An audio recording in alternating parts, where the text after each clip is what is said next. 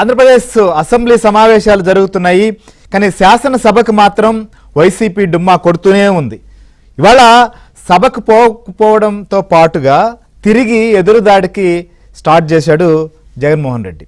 ఆయన ఇవాళ శాసనసభ సమావేశాలకు సంబంధించి కావచ్చు, బడ్జెట్కు సంబంధించి, అలానే ఉప ముఖ్యమంత్రి పవన్ కళ్యాణ్ గురించి చేసినటువంటి కామెంట్లు చూస్తే ఇంకా అసలు మార్పు అనేది కనిపించకపోగా తాను అనుకున్నది తాను చెబుతున్నదే రైట్, ఇదే విధానం పాటించాలి, అది శాసనసభ అయినా సరే లేకపోతే రాష్ట్రంలోనైనా సరే ఏ వ్యవస్థ అయినా సరే అన్న వ్యవహారాన్ని మరోసారి ఆయన ప్రదర్శించాడు. ముఖ్యంగా శాసనసభ స్పీకర్ గారు కూడా ఇవాళ సభలో ఖచ్చితంగా ఈ అంశం పైన, ప్రతిపక్ష హోదా సంబంధించినటువంటి అంశం పైన క్లియర్గా ప్రొసీడింగ్స్ కూడా ఇవాళ ఇవ్వడం జరిగింది. ఎందుకంటే దీనిపైన కోర్టులో ఉన్న నేపథ్యంలో ఇప్పటి వరకు ఆచితూచి ఈ విషయం మీద వ్యవహరిస్తూ వచ్చారు. ఇంకోవైపు ఇటు మీడియాలో కావచ్చు, సోషల్ మీడియా పరంగా అటు స్పీకర్ గారిని కానీ సభను కూడా తప్పుదారి పట్టించే విధంగా, లేదా తప్పుడు విషయాలను ఆపాదించే విధంగా, లేకపోతే చులకన చేసే విధమైనటువంటి ప్రచారం అనేది కొనసాగుతోంది. కోర్టు చెప్పినా వినట్లేదు, లేకపోతే ఇష్టానుసారంగా వ్యవహరిస్తున్నారు, తమకు మైకిస్తే భయపడిపోతున్నారు ఇవ్వనాటికి అని ఇష్టానుసారంగా చేస్తున్నారు. అసలు గతం నుంచి కూడా మన సాంప్రదాయాల ప్రకారం, పార్లమెంటరీ సాంప్రదాయాల ప్రకారం వస్తున్నటువంటి ఆన్వాయితీ కానీ ఇటు శాసనసభలో కానీ పార్లమెంట్లో కానీ మనం మొదటి నుంచి చూసినప్పుడు వస్తున్నటువంటి విధానాన్ని దృష్టిలో ఉంచుకొని ఎవరికైనా ప్రతిపక్ష హోదా, ప్రతిపక్ష సంబంధించినటువంటి గుర్తింపు అనేది లభిస్తుంది. అటు గతంలో మనం పార్లమెంట్లో చూసినప్పటికీ ఎన్డీఏ ప్రభుత్వం ఏర్పాటైనప్పుడు యూపీఏ పరిస్థితి మనం చూసినా, కాంగ్రెస్కి ఆవేళ పరిస్థితి వారికి నంబర్ లేకపోవడంతోనే ప్రతిపక్ష హోదాని రానటువంటి పరిస్థితి గతంలో ఉమ్మడి అసెంబ్లీలో కావచ్చు, లేకపోతే తెలంగాణ అసెంబ్లీలో కూడా మనం చూసాం. సో తొలిత ఇవ్వడం, తర్వాత సభ్యులు లేని కారణంగా తీసుకున్న నిర్ణయాలు ఇవన్నీ అనేకం ఉన్నాయి. సెక్షన్ 12B ప్రకారం చూస్తే కూడా ఇది స్పీకర్ గారి నిర్ణయమే అంతిమం అవుతుంది. అయినప్పటికీ ఖచ్చితంగా గతంలో ఇదే ప్రతిపక్ష హోదాకు సంబంధించినటువంటి విషయం పైన చంద్రబాబు నాయుడు ప్రతిపక్ష నాయకుడిగా ఉన్న సమయంలో వారికి సభ్యుల సంఖ్య సంబంధించి మాట్లాడుతూ ఇంకో 3, 4, 5 మందినో తీసేస్తే ఆ ప్రతిపక్ష హోదా కూడా ఏమవుతుందో చూసుకోమని ఇదే జగన్మోహన్ రెడ్డి ఆ రోజు చంద్రబాబు నాయుడు గారిని ఉద్దేశించి మాట్లాడారు. సో ఆ విషయం మర్చిపోయారా, లేకపోతే ఏమైనా అయోమయంలో ఉన్నాడా, లేకపోతే ప్రజలకి గుర్తుండదులే, అన్నీ మర్చిపోతారు, గతంలో మనం ఏం మాట్లాడాం, ఏం చేశాము అవన్నీ కూడా లెక్క ఉండదు అనేటువంటి ఉద్దేశంతో మాట్లాడుతున్నారా తెలియదు. కానీ చాలా ఇదే విషయాన్ని పదే పదే తమకు హోదా ఇస్తే తప్ప మేము రాము అని చెప్పి సభకి పోకుండా ఇవాళ సుదీర్ఘమైనటువంటి ప్రెస్ మీట్ను కూడా నిర్వహించారు. ఇంతసేపు నేను మాట్లాడాలి కాబట్టే నాకు ఇది కావాలి అని చెప్పి సభలో సభ్యుల సంఖ్యాబలం ఆధారంగా మీకున్నటువంటి అవకాశం ప్రకారం ఖచ్చితంగా ఇస్తామనే చెప్తున్నారు, ఇవ్వమని చెప్పట్లేదు కదా. సో ఈ విషయం పైన ఎందుకు ఇంకా ఈ రకమైనటువంటి వాదనకు, ఈ రకమైనటువంటి గొడవకు వస్తున్నారు? గతంలో ఒక లేఖ రాశారు, ఆ లేఖలో అభియోగాలు కానీ ప్రేలాపనలు కానీ వీటన్నిటిపైన స్పీకరు స్పందించినటువంటి పరిస్థితిని కూడా మనం చూసాం. అయితే ఇదే విషయాన్ని కూడా మాట్లాడుతూ తమకు అవకాశం ఇవ్వరు, తమ మాట్లాడేటువంటి పరిస్థితి ఇవ్వరు, ముఖ్యమంత్రి తర్వాత తానే అంతసేపు మాట్లాడాలి కాబట్టి నాకు ఆ సమయం ఇస్తానంటేనే నేను వస్తా, లేకపోతే మా గొంతు నొక్కుతున్నారు. ఏంటి అసలుకి వస్తే కదా సభకు వచ్చి మీరు అటెండ్ అయ్యి నేను మాట్లాడాలని చెప్పి అడిగితే అప్పుడు కూడా ఇవ్వలేదంటే మీరు ఈ విషయాన్ని మాట్లాడినా కూడా ప్రజలు కూడా దాన్ని సభలో చూస్తారు కాబట్టి, లైవ్లు ఉంటాయి కాబట్టి ఖచ్చితంగా అనుకుంటారు. అసలు సభకే రాకుండా, సభలో ప్రస్తావించకుండా, సభలో మాట్లాడకుండా అనే ఇవన్నీ ఎందుకు చేస్తున్నారు? ఇంకా బడ్జెట్ చూస్తే అసలు ఈ బడ్జెట్లో ఏముంది? గుండు సున్నా. అమరావతి సొంతంగానే డెవలప్ చేసుకునే అవకాశం ఉంది, మళ్ళీ ఎందుకు నిధులు కేటాయిస్తున్నారు? దీనికి తోడు పవన్ కళ్యాణ్ గారు మీకు సభ్యుల సంఖ్య లేదు కదా, ప్రతిపక్ష హోదా ఎందుకు అడుగుతున్నారు మీరంటే, ఆయన కార్పొరేటర్కి ఎక్కువ, ఎమ్మెల్యేకి తక్కువ. అదే కార్పొరేటర్కి ఎక్కువ, ఎమ్మెల్యేకి తక్కువ అయితే అసెంబ్లీలో ఉంటాడా ఆయన? లేకపోతే డిప్యూటీ సీఎం అవుతాడా? తిరిగి ఇదే విషయాన్ని వాళ్ళు మాట్లాడితే, వాళ్ళు జనసేన పోటీ చేసి 100% స్ట్రైక్ రేట్ గెలిచినటువంటి, పోటీ చేసినటువంటి స్థానాల్లో గెలిచినటువంటి పార్టీ, సుదీర్ఘంగా దాదాపు ఆయన ప్రజారాజ్యం పార్టీ పెట్టినప్పటి నుంచి యువరాజ్యం బాధ్యతల దగ్గర నుంచి ఇప్పుడు జనసేన దాకా ప్రస్థానం కొనసాగిస్తున్నాడు పవన్ కళ్యాణ్. ప్రజాక్షేత్రంలో ఉంటూనే ఇవాళ డిప్యూటీ సీఎం అయ్యారు. ఆయన్ని కార్పొరేటర్కి ఎక్కువ. ఎందుకు ఇంత ఏం చూసుకొని అహంకారం? ఇంకా ప్రజలు ఇచ్చారు. స్పీకర్ గారు ఒక మాట చెప్పారు ఇవాళ, దేవుడు వరమిస్తే పూజారి ఏం చేస్తారు, దేవుడు వరం ఇవ్వలేదు నేనేం చేయాలని అన్నాడు. ఇవాళ ప్రజలు నిర్ణయించారు 11 సీట్లకి, దానికి స్పీకర్నో లేకపోతే డిప్యూటీ సీఎంనో సీఎంనో తెలుగుదేశాన్నో జనసేన నాయకులనో తిడితే ఏమైనా వస్తాయా? కాదు కదా. సో ఈ అంశాలపైన కూడా మనం డిస్కస్ చేద్దాం. అసలు సభా సాంప్రదాయాలకు సంబంధించినటువంటి విషయంలో లేదా ప్రతిపక్ష నాయకులని ప్రతిపక్ష పార్టీలని గౌరవించే విషయంలో, వారికి ఇవ్వాల్సినటువంటి గౌరవం విషయంలో తమ పార్టీ కానీ తమరు కానీ ఏ రకంగా వ్యవహరించారు, నిండు సభలో ప్రస్తుత ముఖ్యమంత్రిని పట్టుకుని అప్పట్లో ఏం మాట్లాడారు, ఏ రకమైనటువంటి విమర్శలు చేశారు, సభా సాంప్రదాయాలు అవన్నీ అప్పుడు గుర్తు రాలేదేమో, ఇప్పుడే గుర్తు వస్తుంటాయి అన్నీ, చట్టము సభా సాంప్రదాయాలు పద్ధతులు అన్నీ. సో వాటిపైన మనం డిస్కస్ చేద్దాం. మనతో పాటు ఈ డిబేట్లో తెలుగుదేశం పార్టీ సీనియర్ నాయకులు సీనియర్ శాసనసభ్యులు గోరంట్ల బుచ్చే చౌదరి గారు మనతో పాటు లైవ్లో జాయిన్ అయ్యారు. అలానే జనసేన పార్టీకి సంబంధించినటువంటి శాసనసభ్యులు సుందరపు విజయ్ కుమార్ గారు కూడా మనతో పాటు జాయిన్ అవుతున్నారు. ఇక ప్రముఖ విశ్లేషకులు అడిసిమల్లి శ్రీనివాసరావు గారు కూడా మనతో పాటు జాయిన్ అవుతున్నారు. సో బుచ్చే చౌదరి గారు మీతోనే స్టార్ట్ చేద్దాం. ఏంటి అసలుకి ఇవాళ స్పీకర్ గారు సుదీర్ఘంగా ఒక వివరణ ప్రొసీడింగ్స్ ఇచ్చుకోవాల్సినటువంటి పరిస్థితి వచ్చింది. ఎందుకంటే ఇంకా కూడా కోర్టు కూడా ఇచ్చింది అయినా ఒప్పుకోవట్లేదు. లేకపోతే మాకు ఎవరున్నారు అధికార పక్షం, అక్కడ తెలుగుదేశం పార్టీ జనసేన బీజేపీ ముగ్గురు మంత్రులుగా ఉన్నారు, అధికారంలో వాళ్లే ఉన్నారు, మరి ఎవరు ప్రతిపక్షంలో ఉన్నారు, మేమే కదా, మాకు ఇకపోతే ఎట్లా అని చెప్పి మాట్లాడతారు. ఏంటి అసలు అంత క్లియర్గా చెప్పిన తర్వాత కూడా ఏంటి వాదన? శ్రీహరి గారు, ఒక మూర్ఖుడు ఏం చెప్పినా వినడు, తనదైన బాణిలో అల్లరి చేస్తూ ఉంటాడు. జగన్మోహన్ రెడ్డి గారు దానికి భిన్నంగా ఏమీ లేదు. తాను అధికారంలో ఉన్నప్పుడు ఎలా ప్రవర్తించాడో మనం చూసాం. ప్రజాస్వామ్యం హక్కుల గురించి మాట్లాడేది కనీస అర్హత జగన్మోహన్ రెడ్డికి ఎక్కడా లేదు. సభను ఎట్లా నడిపించాడో, ఏ విధంగా దుర్మార్గంగా వ్యవహరించాడో, ప్రతిపక్షాలను అణగదొక్కాడో, రాష్ట్రంలో పోలీసు రాజ్యాన్ని ఎలా నడిపాడో, ప్రజాస్వామ్య హక్కులు హరించి రాజ్యాంగం ఇచ్చిన హక్కులను కూడా హరించాడో మనం చూసాం. ఇవాళ అదే పెద్ద మనిషి హక్కుల గురించి మాట్లాడుతూ ఉన్నాడు. మేము అడుగుతున్నాం, ఒకటి, ఇవాళ ఏదైతే శాసనసభలో డిస్కషన్కి వచ్చిందో అది స్పీకర్ గారు రూలింగ్ ఇచ్చారు. ఏదైతే అపార్థాలు కల్పించేలాగా, ఆపోహలు కల్పించేలాగా, నిందలు వేసేలాగా స్పీకర్ గారి మీద అధికార పక్షం మీద నిందలు వేసేలాగా లెటర్ పంపించాడు ఆయన. దాని మీద రూలింగ్ ఇచ్చారు. అసలు సభా హక్కుల కిందకు వస్తుంది. ఇవాళ సభలో చర్చించవలసిన విషయాన్ని బయట ఇష్టారాజ్యంగా మాట్లాడుతూ అభూత కల్పనలు జరుగుతాయి. ప్రజాస్వామ్యకులు హరిస్తున్నప్పుడు, చట్టానికి ధిక్కరిస్తున్నప్పుడు చర్యలు తీసుకోవాల్సిన అవసరం ఉంది. మేము అదే చెప్పాము. ఇతను ఎమ్మెల్యేగా కొనసాగడానికి కూడా అర్హత లేదు. ఎమ్మెల్యేగా కొనసాగడానికి కూడా అర్హత లేదు. తను ఏదో వచ్చాడు, పరిపాలన సక్రమంగా చేయడం చేత కాలేదు, రాష్ట్రాన్ని చిన్నాభిన్నం చేశాడు, పరిపాలన అస్తవ్యస్తం చేశాడు, ప్రతిపక్షాల్లో ఉన్న వాళ్ళందరినీ నానా ఇబ్బందులకు గురి చేశాడు, తప్పుడు కేసులు పెట్టించాడు, మనం చూసాం. ఇవాళ నువ్వు అసెంబ్లీకి ఎందుకు రావు? 11 మంది నీకు సరిపెట్టారు. అసలు 11 మంది కూడా వచ్చేవాళ్ళు కాదు. సరైన ఫీల్డింగ్ జరుగుంటే తెలుగుదేశం కానీ బీజేపీ జనసేన సరైన ఫీల్డింగ్ చేస్తే ఆ 11 మంది కూడా వచ్చేవాళ్లే కాదు. ఇవాళ వచ్చారు. నీ బాధ్యత ఏంటి?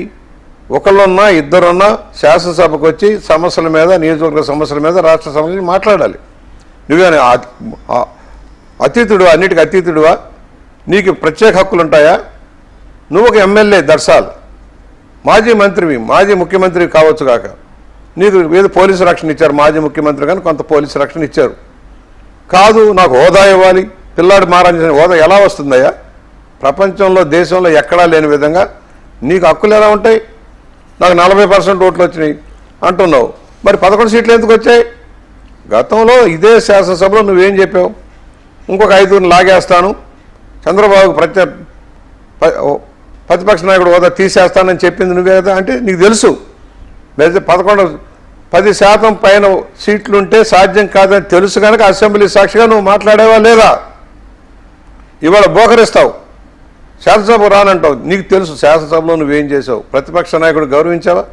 మైక్ ఇవ్వనిచ్చావా? మాట్లాడనిచ్చావా? నేను ఉన్నాను, గత శాసనసభలో నేను ఉన్నాను, మాకు మైక్ ఇచ్చావా? మాట్లాడనిచ్చావా? ఎత్తి బయటపడేసావు. చట్టం ప్రకారం, బడ్జెట్ ప్రకారం నడిపావా? కాకు రిపోర్టులు లెక్క పెట్టావా?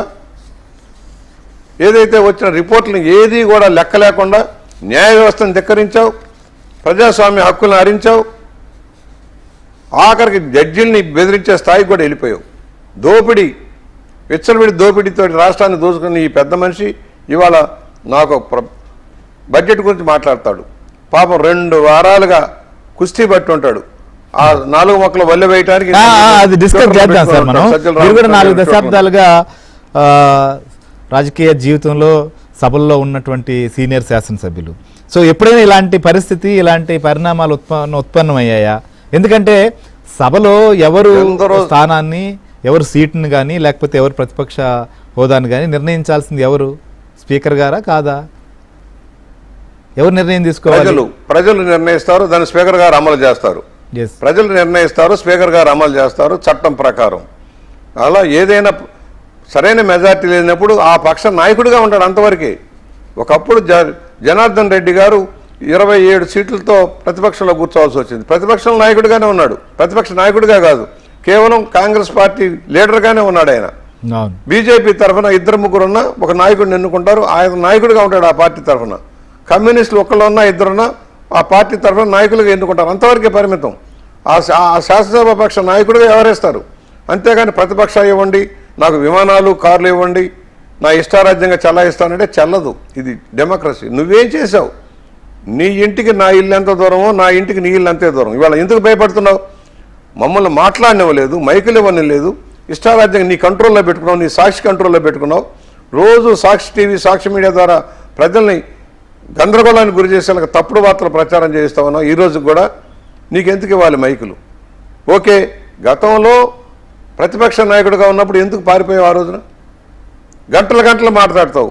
ఇవాళ ఏమంటాడు? ముఖ్యమంత్రితో సమానంగా నాకు ప్రతిపక్ష హోదా ఇచ్చి నన్ను మాట్లాడనివ్వాలంటావు. నీకున్న 11 మందికి టైం ప్రకారం ఇస్తారు, స్పీకర్ గారు ఇచ్చేది. స్పీకర్ గారి మీద నిందలేస్తావు, ప్రతిపక్షాల మీద, అధికార పక్షం మీద నిందలేస్తావు. పవన్ కళ్యాణ్ గురించి ఏం మాట్లాడతాడు? కార్పొరేటర్కి ఎక్కువ రావయ్య పోటీ పెట్టి తప్ప ఆయన మీద.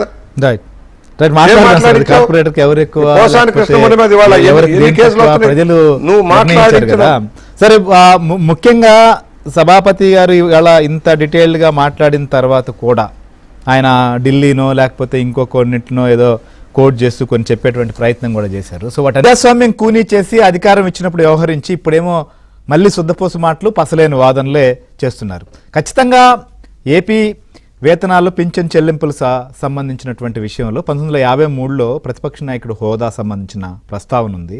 చట్టంలో కూడా 12Bలో చాలా స్పష్టంగా దీనికి సంబంధించినటువంటి విషయాన్ని వివరించారు. అదే కాకుండా అటు పార్లమెంట్లో కానీ శాసనసభలో ప్రొసీడింగ్స్ మనం చూస్తూ వస్తే ఖచ్చితంగా 10వ వంతు నిబంధనను కూడా పాటిస్తూ వస్తున్నారు. దాన్ని ఆ సాంప్రదాయాన్ని కొనసాగిస్తున్నటువంటి పరిస్థితి.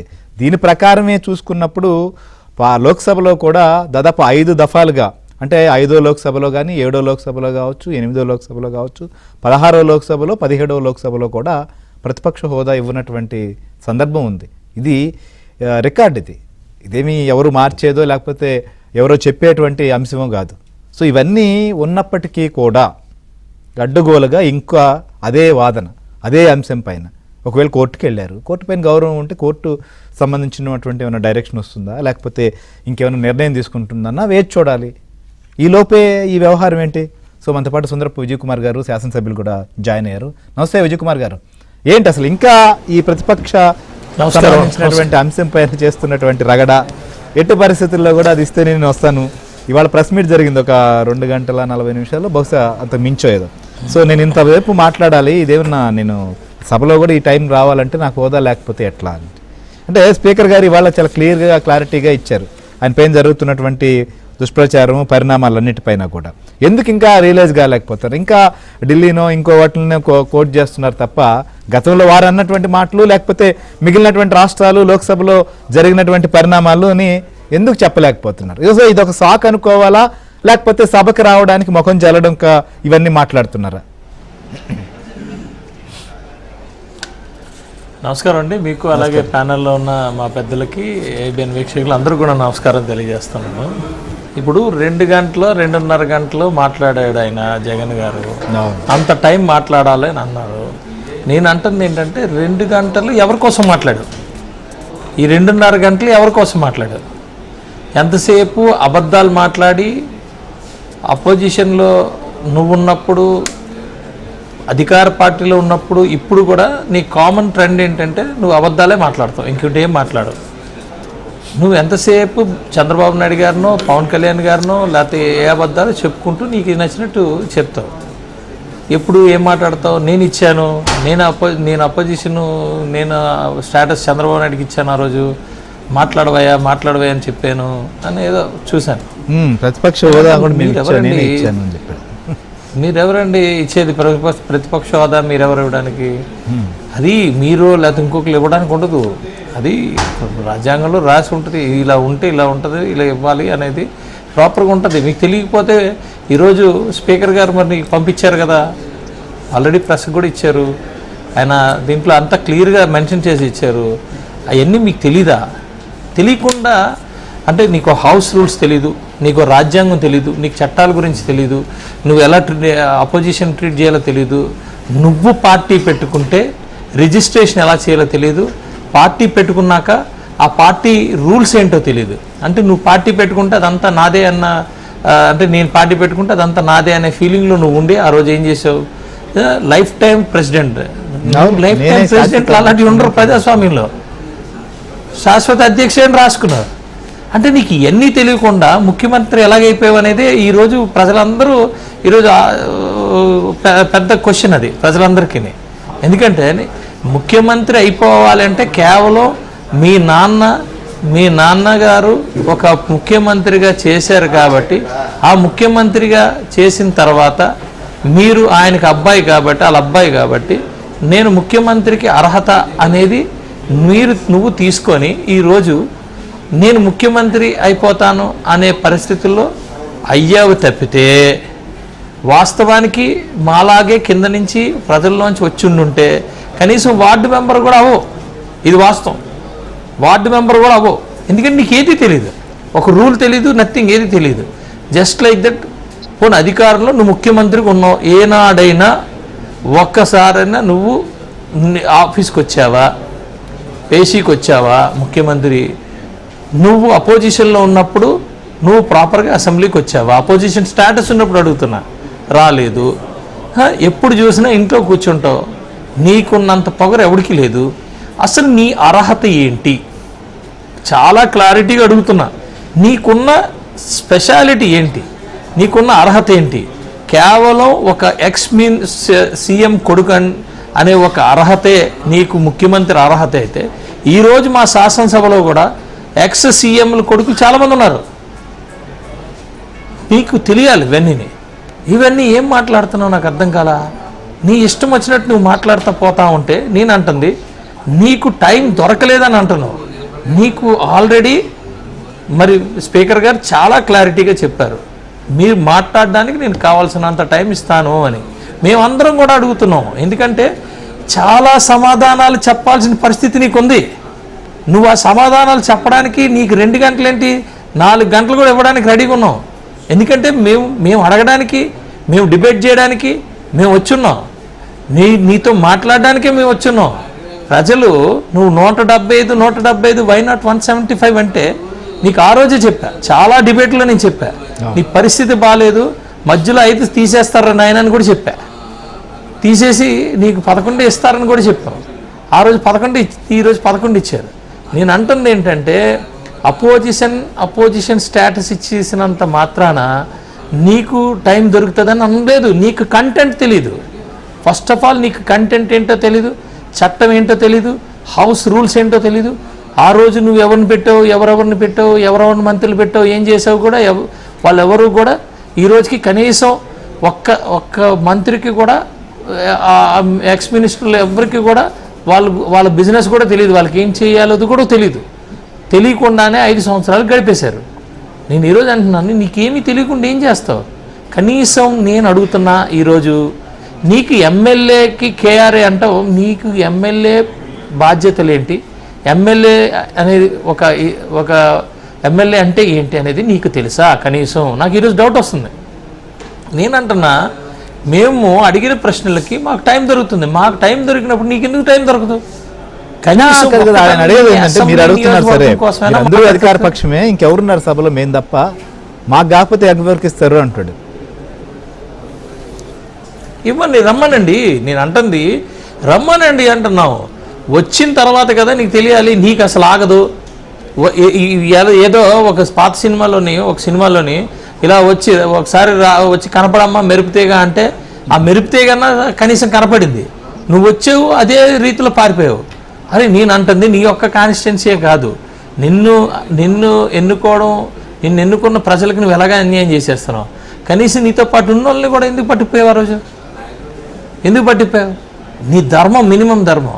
నువ్వు ఒక రిప్రజెంటేటివ్, ఒక 2 లక్షలు యావరేజ్గా ఉన్న ఒక కాన్స్టిట్యున్సీకి రిప్రజెంటేటివ్. అనేకమైన సమస్యలు ఉంటాయి, అనేకమైన ఇవి ఉంటాయి. కనీసం అవన్నా మీరు మాట్లాడాలి కదా. మాట్లాడకుండా ఊరికే మీరు వెళ్ళి దాక్కుంటానంటే ఎలా? మీరు అపోజిషన్లో ఉన్నారు, ఆ రోజు ఫెయిల్యూరు, అధికారంలో ఉన్నారు, అట్టర్ ఫెయిల్యూరు. ఈరోజు రెండూ కూడా లేకుండా చేశారు. ఈరోజు అసెంబ్లీ మీరు మళ్ళీ ఎమ్మెల్యేలకు చేసి పంపించారు. ఇలాగే గనక సాగితే రేపు ప్రజలు అనేక మంది ముఖ్యమంత్రులుగా చేసిన వ్యక్తులను ప్రతి ఒక్కరిని చాలామందిని కూడా మరి ఓడించి పంపించారు. కనీసం ఎమ్మెల్యే కూడా అయ్యే పరిస్థితి ఉండదు రేపు రాబోయే రోజుల్లో. చూసుకోండి, ప్రజలు ఇవ్వాలి, ఎవరికి అపోజిషన్ స్టేటస్ ఇవ్వాలి, ఎవరికి అధికారం ఇవ్వాలి, ఎవరెవరికి ఏంటి ఇవ్వాలనేది ప్రజలే ఇస్తారు. ఇది ప్రజాస్వామ్యం. దయచేసి అర్థం చేసుకో. లేకపోతే ట్యూషన్లు పెట్టుకొని అర్థం చేసుకొని చదువుకొని మళ్ళా రా. ఒక ముఖ్యమంత్రి కొడుకుని కాబట్టి నేను ముఖ్యమంత్రి అవ్వాలి, నేను అవుతాను, నేను అదే నా అర్హత అని అనుకుంటే అది చాలా తప్పు. ఎందుకంటే ఈ భారతదేశంలో ఏది తెలియకుండా కూడా ఎమ్మెల్యేగా పోటీ చేసేయచ్చు, అందరినీ మేనేజ్ చేసి నీలా మేనేజ్ చేసి ముఖ్యమంత్రి అయిపోవచ్చు. కానీ ముఖ్యమంత్రి అంటే ఒక బాధ్యత అనేది మాత్రం తెలుసుకో. ముఖ్యమంత్రి with in the limits of constitution ఉండాలి. అది తెలుసుకో. అది తెలుసుకోకుండా నువ్వు వచ్చి ఊరికే టైం వేస్ట్ చేయకు. కనీసం నేను ఈరోజు అడుగుతున్నా, కనీసం నువ్వు ఇంట్లో పెట్టే ప్రెస్ మీట్లోనైనా ప్రజల కోసం మాట్లాడుతున్నావా? నీ కాన్స్టిట్యున్సీ గురించి మాట్లాడుతున్నావా? ఎంతసేపు నీ సోది నా అపోజిషన్ స్టేటస్ కేవలం నీకు, నీ సెక్యూరిటీకి, నీ పోజుకి తప్పితే ఇంకా దేనికి పనికిరాదు. దేనికి పనికొచ్చింది? రైట్. ఎన్నిసార్లు మాట్లాడుతున్నావు ఈ రోజు మిగిలిన అంశాలు అది కూడా మాట్లాడదాం సార్. నెక్స్ట్ మాట్లాడిస్తా ఖచ్చితంగా. అరసమల్లి గారు ఏం చెప్తారు? అటు స్పీకర్ గారిది ఇవాళ ఫాలో అయ్యింటారు మీరు, ఇంకోవైపు జగన్మోహన్ రెడ్డి కూడా మాట్లాడాడు, అది కూడా మీరు చూసుంటారు. సో ఎవరు నేను కాకపోతే ఇంకెవరున్నారు, నాకు కాకపోతే ఎవరు ఇస్తారు అని చెప్పి ఆయనేమో చట్టం ఏం చెప్తుంది, 12B ప్రకారం ప్రతిపక్ష నాయకుడిని ఎవరిని చేయాలి, దానికి ఎవరి నిర్ణయం ఏంటి అనేది కూడా చెప్పుకుంటూ వచ్చారు. అసలు ఏంటి ఈ అంశం ఇప్పట్లో తెగేలా అయితే కనిపించట్లేదు. అందరికీ నమస్కారం అండి. బుచ్చి చౌదరి గారికి, ఎమ్మెల్యే గారికి అందరికీ నమస్కారం. సిఆర్ గారు మీకు, ఏబిఎన్ వీక్షకులు అందరికీ నమస్కారం అండి. ఇక్కడ జగన్మోహన్ రెడ్డి గారిలో పూర్తిగా నిరాశ నిస్పృహలు కనిపిస్తా ఉన్నాయండి. ఉక్రోషం కూడా కనిపిస్తా ఉంది, ఆక్రోషం కూడా కనిపిస్తాం. ఎందుకంటే ఆయన అధికారం శాశ్వతం అనుకున్నాడు, ప్రజలు తిరుగుబాటు చేశారు. అతని దుర్మార్గం, అరాచకం, అవినీతి, దోపిడీ, డే లైట్ రాబరీ అంతా చూసి అసహించుకున్నారు ప్రజలంతా. భయాందోళనకు గురయ్యారు, బేతావాహులయ్యారు. కాబట్టి అతను వదిలించుకున్నారు. అయితే ఇక్కడ కూటమి ప్రభుత్వానికి, కూటమి పార్టీలకి 164 సీట్లు వచ్చినాయి. నేను మొత్తం విధ్వంసం చేసిపోయాను కదా, ఖజానా ఖాళీ చేశాను కదా, ఈ శిథిలాలు శకలాలతో వీళ్ళు ఏం పరిపాలన చేస్తారులే, వాళ్ళు ఇచ్చిన హామీలు ఏమి నెరవేరుస్తారు అన్న ఆలోచనలో ఉన్నాడు ఆయన. అయితే కేంద్రం సహకారం ఉంది, చంద్రబాబు నాయుడు గారు, పవన్ కళ్యాణ్ గారు, ఈ కూటమి ప్రభుత్వం వాళ్ళు ఇచ్చిన హామీల్లో ప్రధానంగా పెన్షన్లు పెంచుతానన్న 4,000 రూపాయలు అందంగా 1వ తారీఖు వీళ్ళ గ్యాంగ్ ఎవరు లేకపోయినా సరే అప్ చెప్తా ఉన్నారు. అలాగే గ్యాస్ సిలిండర్లు కానీ తెల్లారులు ఎత్తే బొమ్మలోంచి కాలు బయట పెట్టిన వెంటనే గోతులు దర్శనం ఇచ్చేయండి మన గతంలో. ఇవాళ 800 కోట్ల తోటి వాళ్ళు రోడ్లు వేయించారు. ఎక్కడికి వెళ్ళి చెప్తున్నారు ఇదంతా. ఇది ప్రత్యక్షించి మనం ఇది మసిపూసి బాడిగా చేసి అబద్ధాలు కాదు, ఎవరిని అడిగినా బ్రహ్మాండంగా రోడ్లు అని చెప్తున్నారు. నిన్న మొన్న ఒక అతను ఫోన్, మా వీధి లైట్లు కూడా వెలిగిస్తున్నారు, ఇంతకుముందు వాళ్ళ వీధి లైట్లు కూడా లేవండి, ఆ డ్రైనేజీలతో దోమలతో చచ్చిపోయి శుభ్రంగా చేస్తున్నారు అన్ని గ్రామాల్లో కూడా, బాగుంది, చాలా బాగుందని చెప్తున్నారు. పెట్టుబడులు ఆహ్వానిస్తున్నారు, అవన్నీ గ్రౌండ్ ఇలా స్పష్టంగా కనపడుతూ ఉన్నాయి కళ్ళ ముందు.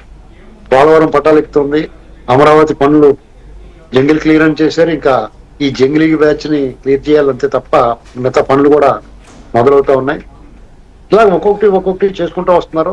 ఎక్కడా కూడా భేషజానికి పోకుండా భారీ మెజార్టీతో గెలిచేటువంటి అతిశయం, ఆడంబరం, అహంకారం లేకుండా చాలా అణిగి మణిగి ఒదిగి ఉంటున్న పవన్ కళ్యాణ్ గారితో సహా అందరూ కూడా. మన ఎదురుగా బుచ్చి చౌదరి గారు ఉన్నారు, మోస్ట్ సీనియర్ లీడర్ తెలుగుదేశం పార్టీలో. ఆయన ఎంత పద్ధతిగా మాట్లాడతారు. ఎప్పుడన్నా నేను ఇన్నిసార్లు ఎమ్మెల్యేని అయ్యాను, నాకు తిరిగే లేదని ఒక్క మాట ఎప్పుడన్నా మాట్లాడండి ఆయన. చెప్పు. ఇది సంస్కారం. అది జన్మత పువ్వు పుట్టగా జన్మత రావాలండి. అతను పవన్ కళ్యాణ్ గారి గురించి అతను అధికారంలో ఉన్నప్పుడు పదే పవన్ కళ్యాణ్ గారిని, చంద్రబాబు నాయుడు గారిని, లోకేష్ గారిని వ్యక్తిగతంగా విమర్శించేవాడు. నేను అప్పట్లోనే చెప్పాను ఒకసారి, పవన్ కళ్యాణ్ గారిని నేను ఎందుకు చెప్పానంటే, ఈయన ఎంత మాట్లాడినా పవన్ కళ్యాణ్ గారు ప్రతి విమర్శ చేసేవాడు కాదండి. అతని పని అతను చేసుకునేవాడు, ఎవరినన్నంటే ప్రశ్నించి కూడా వెళ్ళిపోతూ ఉండేవాడు. ఆ టైంలో పవన్ కళ్యాణ్ గారిని అనవసరంగా కెలుక్కుంటున్నావు నువ్వు, అతను నార చుట్టిన నాటు బాంబులు అంటాడు, నువ్వు సరిగ్గా హ్యాండిల్ చేయకపోతే నీ చేతిలో పేలిపోతాడా బాబు, చూసుకుంటా బాబు అని చెప్పి మన వైసీపీ వాళ్ళు ఎవరు కనపడినారు. అలాగే చంద్రబాబు నాయుడు గారిని నేను మీకు ప్రతిపక్షవాదం నా భిక్ష అంటాడు అతను. అతను ఎవరండి? ప్రజలు ఇస్తారు. ఎవరికన్నా ఏ హోదా అయినా ప్రజలు నిర్ణయిస్తారు. దాన్ని స్పీకర్లు లేకపోతే చట్టం దాన్ని అమలు చేసి వాళ్ళు అమలు చేస్తారు. ఒక 5-6 మంది వేరుగా ఉన్నారు, ఇంకో 10 మంది కూడా మా వాళ్ళు తీసుకొచ్చేస్తామంటే నేనే ఎందుకులే వద్దులే అని చెప్పి ఆయనకి నేనే ప్రతిపక్షం ఇచ్చానని చెప్పి నేను చెప్తే కాబట్టి. ఇప్పుడు ఇతను శతకోటి అబద్ధాలు ఆడతాడండి. ఆయన ఎన్ని పచ్చి అబద్ధాలు బరి తెగించి అసలు అవతలోడు ఏమనుకుంటున్నాడో అని కూడా మినిమం కించిత్ ఆలోచన కూడా లేకుండా మాట్లాడుతున్నాడు. ఇది అసలు నేను ఏమనుకున్నానంటే, ఈ మధ్యకాలంలో నేను ఒట్టు పెట్టుకున్నాను, ఇతని గురించి మాట్లాడకూడదు ఎక్కడ కూడా, ఇతని పేరు తలవకూడదని అనుకున్నాను నేను. కానీ ఇన్ని అబద్ధాలు, పచ్చి అబద్ధాలు మాట్లాడుతుంటే ఆ కూటమి నాయకులకి ఎలా ఉందో తెలియదు, కానీ మాలాటోళ్ళు కూడా ఒళ్ళు మండిపోతా ఉందండి. ఇంతకీ ఇన్ని అబద్ధాలు ఎలా మాట్లాడుతున్నాడు? అసలు ఇతను రాజకీయాలకు అర్హుడా? ప్రజలందరూ కూడా ఏదో ఒక మర్మో మైకుల్లో అతన్ని ఇలాంటి వాడిని పవన్ కళ్యాణ్ గారిని అంటాడు ఇతను ఈ ప్రెస్ మీట్ లో, అతను కార్పొరేటర్కి ఎక్కువ, ఎమ్మెల్యేకి తక్కువ అంటాడు. నేనేమనుకున్నానంటే, ఇంత మాట అనేసాడు, 21 సీట్లు పోటీ చేసి 21 100% గెలిచాడు ఆయన పట్టుకుని ఎలాగంటున్నాడంటే, ఇతను 170 సీట్లు అని చెప్పేసి కనీసం ఒక 20 సీట్లు కూడా గెలవలేకపోయాడు ఇతను. పైగా ఛాలెంజింగ్ చేసాడు, సవాళ్ళు విసిరాడు. ఇదేంటి ఇలా మాట్లాడుతున్నాడు అనిపించి, ఇతను కార్పొరేటర్కి తక్కువే, ఎమ్మెల్యేకి కూడా. అది కూడా మాట్లాడదాం సార్, అది కూడా మాట్లాడదాం. ఎందుకంటే ఆ మాట్లాడినప్పుడు, ఆ క్వశ్చన్ అడిగినప్పుడు ఆ మాటలు, ఆ హావభావాలతో కూడా మీకు చూపించి మాట్లాడదాం. అయితే ఇంత క్లియర్గా రాజ్యాంగంలో ఉన్నటువంటి అంశాలు లేకపోతే సాంప్రదాయాలు అన్నీ ప్రస్తావించిన తర్వాత కూడా ఈ ఒక్క విషయం మీదే ఎందుకు అసలు ఇట్లా వ్యవహరిస్తున్నారు? అంటే సభకి రావడం ఇష్టం లేక, ఆ విషయాన్ని చెప్పకుండా ప్రజలకి నాకు ఇలా చేస్తున్నారు కాబట్టి అని చెప్పే ప్రక్రియ, లేకపోతే నిజంగా ఆ పాత్ర పోషించాలనేటువంటి ఉత్సాహంతోనా? ఏమి కాదండి. అతనికి ఇప్పుడు వీళ్ళు చాలా ఉదారం, కూటమిలో ఉన్న నాయకులు వీళ్ళందరూ చాలా ఉదార వైఖరి ఉంటుందండి వీళ్ళకి. అతను సామాన్యమైన ఎమ్మెల్యేగా గేటు దగ్గర దిగి నడిచి రావాలి. తొలుత అసెంబ్లీకి హాజరైనప్పుడు ప్రమాణ స్వీకారానికి వాళ్ళు రిక్వెస్ట్ చేశారు, మాజీ ముఖ్యమంత్రి కదా అని కన్సర్న్ చేశారు వీళ్ళు. ఆ కన్సర్న్ తోటి అతను ఏమనుకుంటున్నాడంటే, ఇలాగ గారం గుడుతున్నాడు అతను, గారం చేస్తారేమో అని చూస్తున్నాడు అతను. అక్కడికి వచ్చిన తర్వాత అతనికి ఇప్పుడు చాలా మంచి హోదా ఇచ్చేది, డిప్యూటీ సీఎం కూడా ఇచ్చారు కూడా, ఒకవేళ కావాలంటే తీసుకోయా బాబు అని వాళ్ళ చేతిలో పని కాబట్టి. రేపు సీఎం అడుగుతాడు, నాకు రోజుకు 1 గంట సీఎం కింద ఉండాలి నేను అంటాడు. ఇస్తారా? రాజ్యాంగం ఒప్పుకుంటుందండి? కోర్టు న్యాయస్థానాలు జోక్యం చేసుకుంటాయి. న్యాయస్థానాలకి మీ స్పీకర్ నిర్ణయాలను ప్రభావితం చేసే ఇది ఉంటుందండి న్యాయస్థానాలకు. ఎందుకంటే స్పీకర్ అనేవి రాజ్యాంగబద్ధ పదవి, విచక్షణాధికారం కలిగిన పదవి. న్యాయస్థానాలు చట్టాల ప్రకారమే న్యాయస్థానాలు పనిచేస్తాయండి. చట్టంలో ఏముంది అది చెప్పాలి. తీర్పు కూడా వ్యాఖ్యానం కూడా చేయకూడదండి న్యాయస్థానం. సాధారణ ఇటీవల కాలంలో న్యాయస్థానాలు తీర్పులు ఇచ్చినా ఏమైపోయినా వ్యాఖ్యలు చేస్తున్నారు. ఆ వ్యాఖ్యలు కూడా చేయకూడదు ఇక్కడ. అది గుర్తుపెట్టుకోవాలి జగన్మోహన్ రెడ్డి అయినా సరే, ఏ న్యాయ నిపుణులైనా సరే. ఎందుకంటే ఇతను లెటర్ రాశాడు స్పీకర్ గారికి. ఆ కనీసం ఆ స్పీకర్ గారిని తోపు తురుము ఏ ముఖ్యమంత్రి అయినా సరే అధ్యక్ష అని మర్యాదగా పిలవాలి, సార్ అని పిలుస్తారు స్పీకర్ గారిని, గౌరవ స్పీకర్ గారిని పిలుస్తారు. అటువంటిది ఆ లేఖలో బెదిరిస్తాడా, హెచ్చరిస్తాడా, నేను నిన్ను క్షమించి విడిచిపెడతానని చెప్పాడు స్పీకర్ గారు. ఆయన చాలా పెద్ద మనసు చేసుకున్నాడు. ఇమీడియట్ గా పిలిపించి నిలబెట్టొచ్చు, అసెంబ్లీలో నిలబెట్టి అతను శిక్ష చేయించవచ్చు, అతను తక్షణం అనార్హత వేటు చేయొచ్చు. ఇటువంటి కక్షపూరిత రాజకీయాల అవకాశాన్ని వీళ్ళు కక్ష తీర్చుకోవడానికి వాడుకోరండి. వీళ్ళు నేను చూస్తున్నాం కదా, 7 నెలల నుంచి నోటికి వచ్చినట్టు మాట్లాడిన కొడాలని తిరుగుతూ ఉన్నాడు, నోటికి అదుపు లేని రోజా తిరుగుతూ ఉన్నది, అడ్డగోలు దోపిడీ చేసిన పెద్దరెడ్డి అలాగే కూర్చుని ఉన్నాడు, తిరుమల అపవిత్రం చేసిన కరుణాకర్ రెడ్డి పైకి కిందకి చూస్తుండే వాళ్ళకే మాట్లాడుతూ ఉన్నాడు, పేరు నాని ఏం పీకుతావు అంటున్నాడు, అంతర్యుద్ధం వస్తావా అంటున్నాడు గోరంట్ల మాధవ్, ఇలాగ అనేక మంది. అయినా సరే సమయంలో పాటిస్తున్నారు, చట్ట ప్రకారమే పాలిద్దాం అంటున్నారు, చట్టాన్ని తన పని. మీరు అన్నట్లుగా చట్టం కానీ న్యాయపరంగా కూడా వాళ్ళు కోర్టుకు కూడా వెళ్ళారు కాబట్టి మాజీ అడ్వకేట్ జనరల్ రామకృష్ణారెడ్డి గారు మనతో పాటు ఫోన్ లైన్ లో ఉన్నారు. అసలు న్యాయపరంగా కూడా ఏంటనేది కూడా మనం ఒకసారి తెలుసుకుందాం. నమస్కారం రామకృష్ణారెడ్డి గారు. నమస్కారం. సరే, మనం చూస్తున్న ఆంధ్రప్రదేశ్ లో ప్రతిపక్ష హోదా సంబంధించినటువంటి అంశం పైన జరుగుతున్నటువంటి రగడ, 11 మంది సభ్యులు వచ్చినప్పటికీ నాకు ఎందుకు ఇవ్వరు అనేటువంటి వాదన కొనసాగుతోంది. సో న్యాయ ప్రకారం కావచ్చు, సాంప్రదాయం ప్రకారం కూడా ఏంటి అసలుకి? ఈ న్యాయ ప్రకారంగా, సాంప్రదాయం ప్రకారంగా, కన్వెన్షన్ ప్రకారంగా ఏంటంటే 10% లెజిస్లేచర్ ఉన్నప్పుడే, లెజిస్లేటర్స్ ఉన్నప్పుడే అతనికి ప్రతిపక్ష హోదా అపోజిషన్ లీడర్ ఇస్తారు, on par with cabinet rank. ఇప్పుడు ఇది ఆ సాంప్రదాయం పార్లమెంట్ లో ఉంది, రాష్ట్ర శాసనసభలో ఉంది, తెలంగాణ రాష్ట్ర శాసనసభలో ఉన్నది, ఆంధ్రప్రదేశ్ రాష్ట్ర శాసనసభలో ఉన్నది ఒకటి. కనుక ఆయనకు 10% కనుక లెజిస్లేటర్స్ లేనప్పుడు అతని ప్రతిపక్ష హోదా ఇవ్వడం అనేది సాంప్రదాయానికి వ్యతిరేకం. రెండవది ఇంకోటి ఏంటంటే, ఇది కోర్టులో వేసేటువంటి విషయం కాదు, ఇది internal matter of legislature. Internal matter of legislature కు రాజ్యాంగం ప్రకారంగా కోర్ట్స్ ఇంటర్ఫియర్ కావు. ఒకవేళ ఇంటర్ఫియర్ అయినా కానీ ఇది కన్వెన్షన్, ఇది సాంప్రదాయం అంటే కోర్టు కూడా ఆర్డర్ ఇవ్వదు. అయితే జగన్మోహన్ రెడ్డి గారికి ఎవరైతే సలహా ఇచ్చినారో అది కరెక్ట్ ఇవ్వలేదు సలహా. రెండవది, రేపటి ఆయన రిట్ పిటిషన్ కొద్ది రోజుల్లో చర్చగా వచ్చినప్పుడు పరిణామం ఏం జరుగుతుంటే రిట్ పిటిషన్ విత్డ్రా చేసుకోవడం లేకపోతే డిస్మిస్ చేయడం జరుగుతుంది. సో ఎందుకు అసలు సార్, అంటే ఇప్పటి వరకు దేశంలో ఇలాంటి పరిస్థితులు, పరిణామాలు, ఈ రకంగా కోర్టుకు వెళ్ళినటువంటి పరిస్థితి, అలాంటి నాయకులు కానీ వాళ్ళని ఎవరన్నా మనం చూసామా? ఇలాంటి పరిణామాలు ఏమైనా ఎదురయ్యాయా? ఇక ఎవరు వాస్తవానికి కన్వెన్షన్ వ్యతిరేకంగా లేకుంటే ఒక పద్ధతికి వ్యతిరేకంగా ఎవరు క్లెయిమ్ చేసినట్టు ఎక్కడ లేవు. రిపోర్ట్ అక్కడ జడ్జిమెంట్ కోర్టుకు వెళ్ళడానికి ఆస్కారమే లేదు. ఆస్కారం లేనప్పుడు నాయకులు ఎట్లా కోర్టుకు పోతారు? నేను అనేది జగన్మోహన్ రెడ్డి గారికి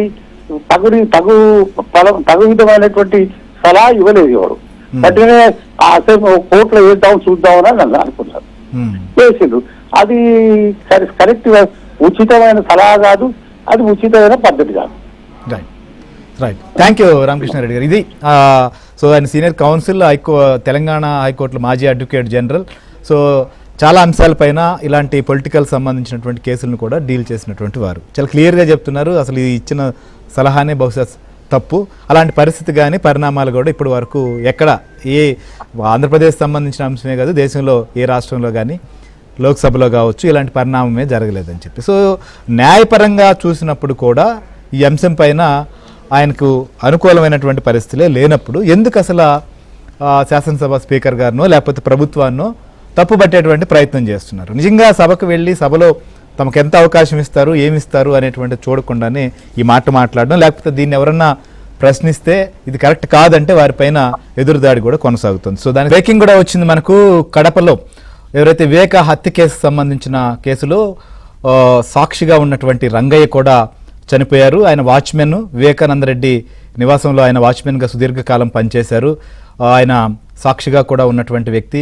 ఆయన సిబిఐ కూడా గతంలో పోలీసులు కావచ్చు, సిబిఐ కూడా విచారించారు. గతంలో ఆయనకు భద్రత కూడా కల్పించినటువంటి పరిస్థితి. కడప రిమ్స్లో ఆయన అనారోగ్యంతో చేరిన తర్వాత ఆయన మృతి చెందినటువంటి పరిస్థితి. చికిత్స బంధుతో కూడా రంగయ్య చనిపోయారు. సో ఈ హత్య సంబంధించినటువంటి విషయంలో సాక్షిగా ఈయన ఒక కీలకమైనటువంటి వ్యక్తిగా కూడా ఉన్నటువంటి పరిస్థితి. అప్పట్లో ఆ రోజు రాత్రి ఏం జరిగింది, ఏ రకంగా ఎవరెవరు బయట నుంచి వచ్చినటువంటి పరిస్థితి ఉంది, లేకపోతే ఈయనకి ఏం తెలుసు, ఇలాంటి అనేక అంశాలపైన కూడా రంగయ్యను సుదీర్ఘంగా విచారించి అనేక అంశాలను కూడా రికార్డ్ చేస్తున్నటువంటి పరిస్థితి. ఆయన అయితే మృతి చెందారు. సో దీనికి సంబంధించి ఇది బ్రేకింగ్. ఇక మనం పవన్ కళ్యాణ్, డిప్యూటీ సీఎం పవన్ కళ్యాణ్, జనసేన అధినేత, ఆయన 2 దశాబ్దాలుగా రాజకీయాల్లో ఉన్నటువంటి వ్యక్తి, పోటీ చేసినటువంటి అన్ని స్థానాల్లో కూడా గెలిచినటువంటి పార్టీ, దేశంలో ఇదొక రికార్డు కూడా. సో ఆ పార్టీకి సంబంధించి అలాంటి వ్యక్తిని ఇవాళ ప్రతిపక్ష హోదా సంబంధించినటువంటి అంశం పైన మాట్లాడుతున్నప్పుడు గతంలో పవన్ కళ్యాణ్ ప్రజలు ఇవ్వనప్పుడు ఎలా వస్తుంది, ఒకవేళ వచ్చినా కూడా మీరు గవర్నర్ని ఏ రకంగా అవమానకరంగా వ్యవహరించారు, ఆ పరిణామాలన్నీ చూస్తే ఇంకా మీలో ఆ విష సంస్కృతి, ఫ్యాక్షన్ సంబంధించినటువంటి అంశాలు అవన్నీ బయటకు వచ్చినట్లేదు, అసలు మీరు సభకు వచ్చేదానికి కూడా అర్హత లేనటువంటి వారని ఆయన మాట్లాడారు. ఎందుకు ఇస్తారు మీకని. సో దాని మీద ప్రశ్న అడిగితే అదేదైనా ఉంటే ఇలాంటి నిబంధన మన దేశంలో అయితే లేదు, ఈ జర్మనీనో బయట ఏదైనా కొన్ని దేశాల్లో ఉన్నట్టున్నాయని చెప్పారు. దాని గురించి మీడియా అక్కడ పాల్గొన్నటువంటి ఎవరో రిపోర్టర్ అడిగారు. సో దానికి పవన్ కళ్యాణ్ అనే అంశం రాగానే అసలు జగన్ ఏ రకంగా మాట్లాడారో కూడా ఒకసారి చూద్దాం. సార్, మీకు ప్రతిపక్ష హోదా అంశానికి సంబంధించి పవన్ కళ్యాణ్ ఒక కామెంట్ చేశారు. వైఎస్ఆర్ కాంగ్రెస్ పార్టీకి వచ్చినటువంటి ఓట్ల శాతాన్ని, సీట్ల శాతాన్ని బట్టి చూస్తే జర్మనీలో అయితేనే వస్తుంది, ఇక్కడ రాదు, ఇక్కడ 5 ఏళ్ళు రావడం కష్టం అని ఒక విమర్శ చేశారు సార్. ఆ మనిషి కార్పొరేటర్కి ఎక్కువ, ఎమ్మెల్యేకి తక్కువ. ఆ మనిషి కార్పొరేటర్కి ఎక్కువ, ఎమ్మెల్యేకి తక్కువ. జీవితకాలంలో ఇప్పుడు ఎమ్మెల్యే ఒకసారి అయినాడయ్యా. రైట్, ఇది అసలు ఆ క్వశ్చన్ అడగంగానే అసలు జర్రలు పాములు తేలితే ఎట్లా చిరాగ్గా ఏ రకంగా భావిస్తారో ఆ రకమైనటువంటి మాట్లాడుతూ చేసినటువంటి కామెంట్. విజయ్ కుమార్ గారు ఏం చెప్తారు? కార్పొరేటర్కి ఎక్కువ, ఎమ్మెల్యేకి తక్కువ, అది కూడా జీవితకాలంలో ఇప్పుడు ఏదో అయ్యాడు అనేటువంటి. సో ఏ ఉద్దేశంతో మీరు వాళ్ళ పవన్ కళ్యాణ్ చెప్పాల్సినటువంటి పరిస్థితి వచ్చింది? ఈ ప్రతిపక్ష హోదా సంబంధించిన అంశం కావచ్చు, లేదా జర్మనీలో ఉన్న విధానం పైన ఇవాళ చేసిన కామెంట్ని విన్న తర్వాత ఎందుకు ఇలా ఆయన రియాక్ట్ అయ్యాడంటారు? అదే చెప్తున్నానండి, ఆయనకి తలపోకరు మాటలు ఇంకా తగ్గలా. ఇప్పుడు 175 సీట్లు, వై నాట్ 175 అన్నాడు.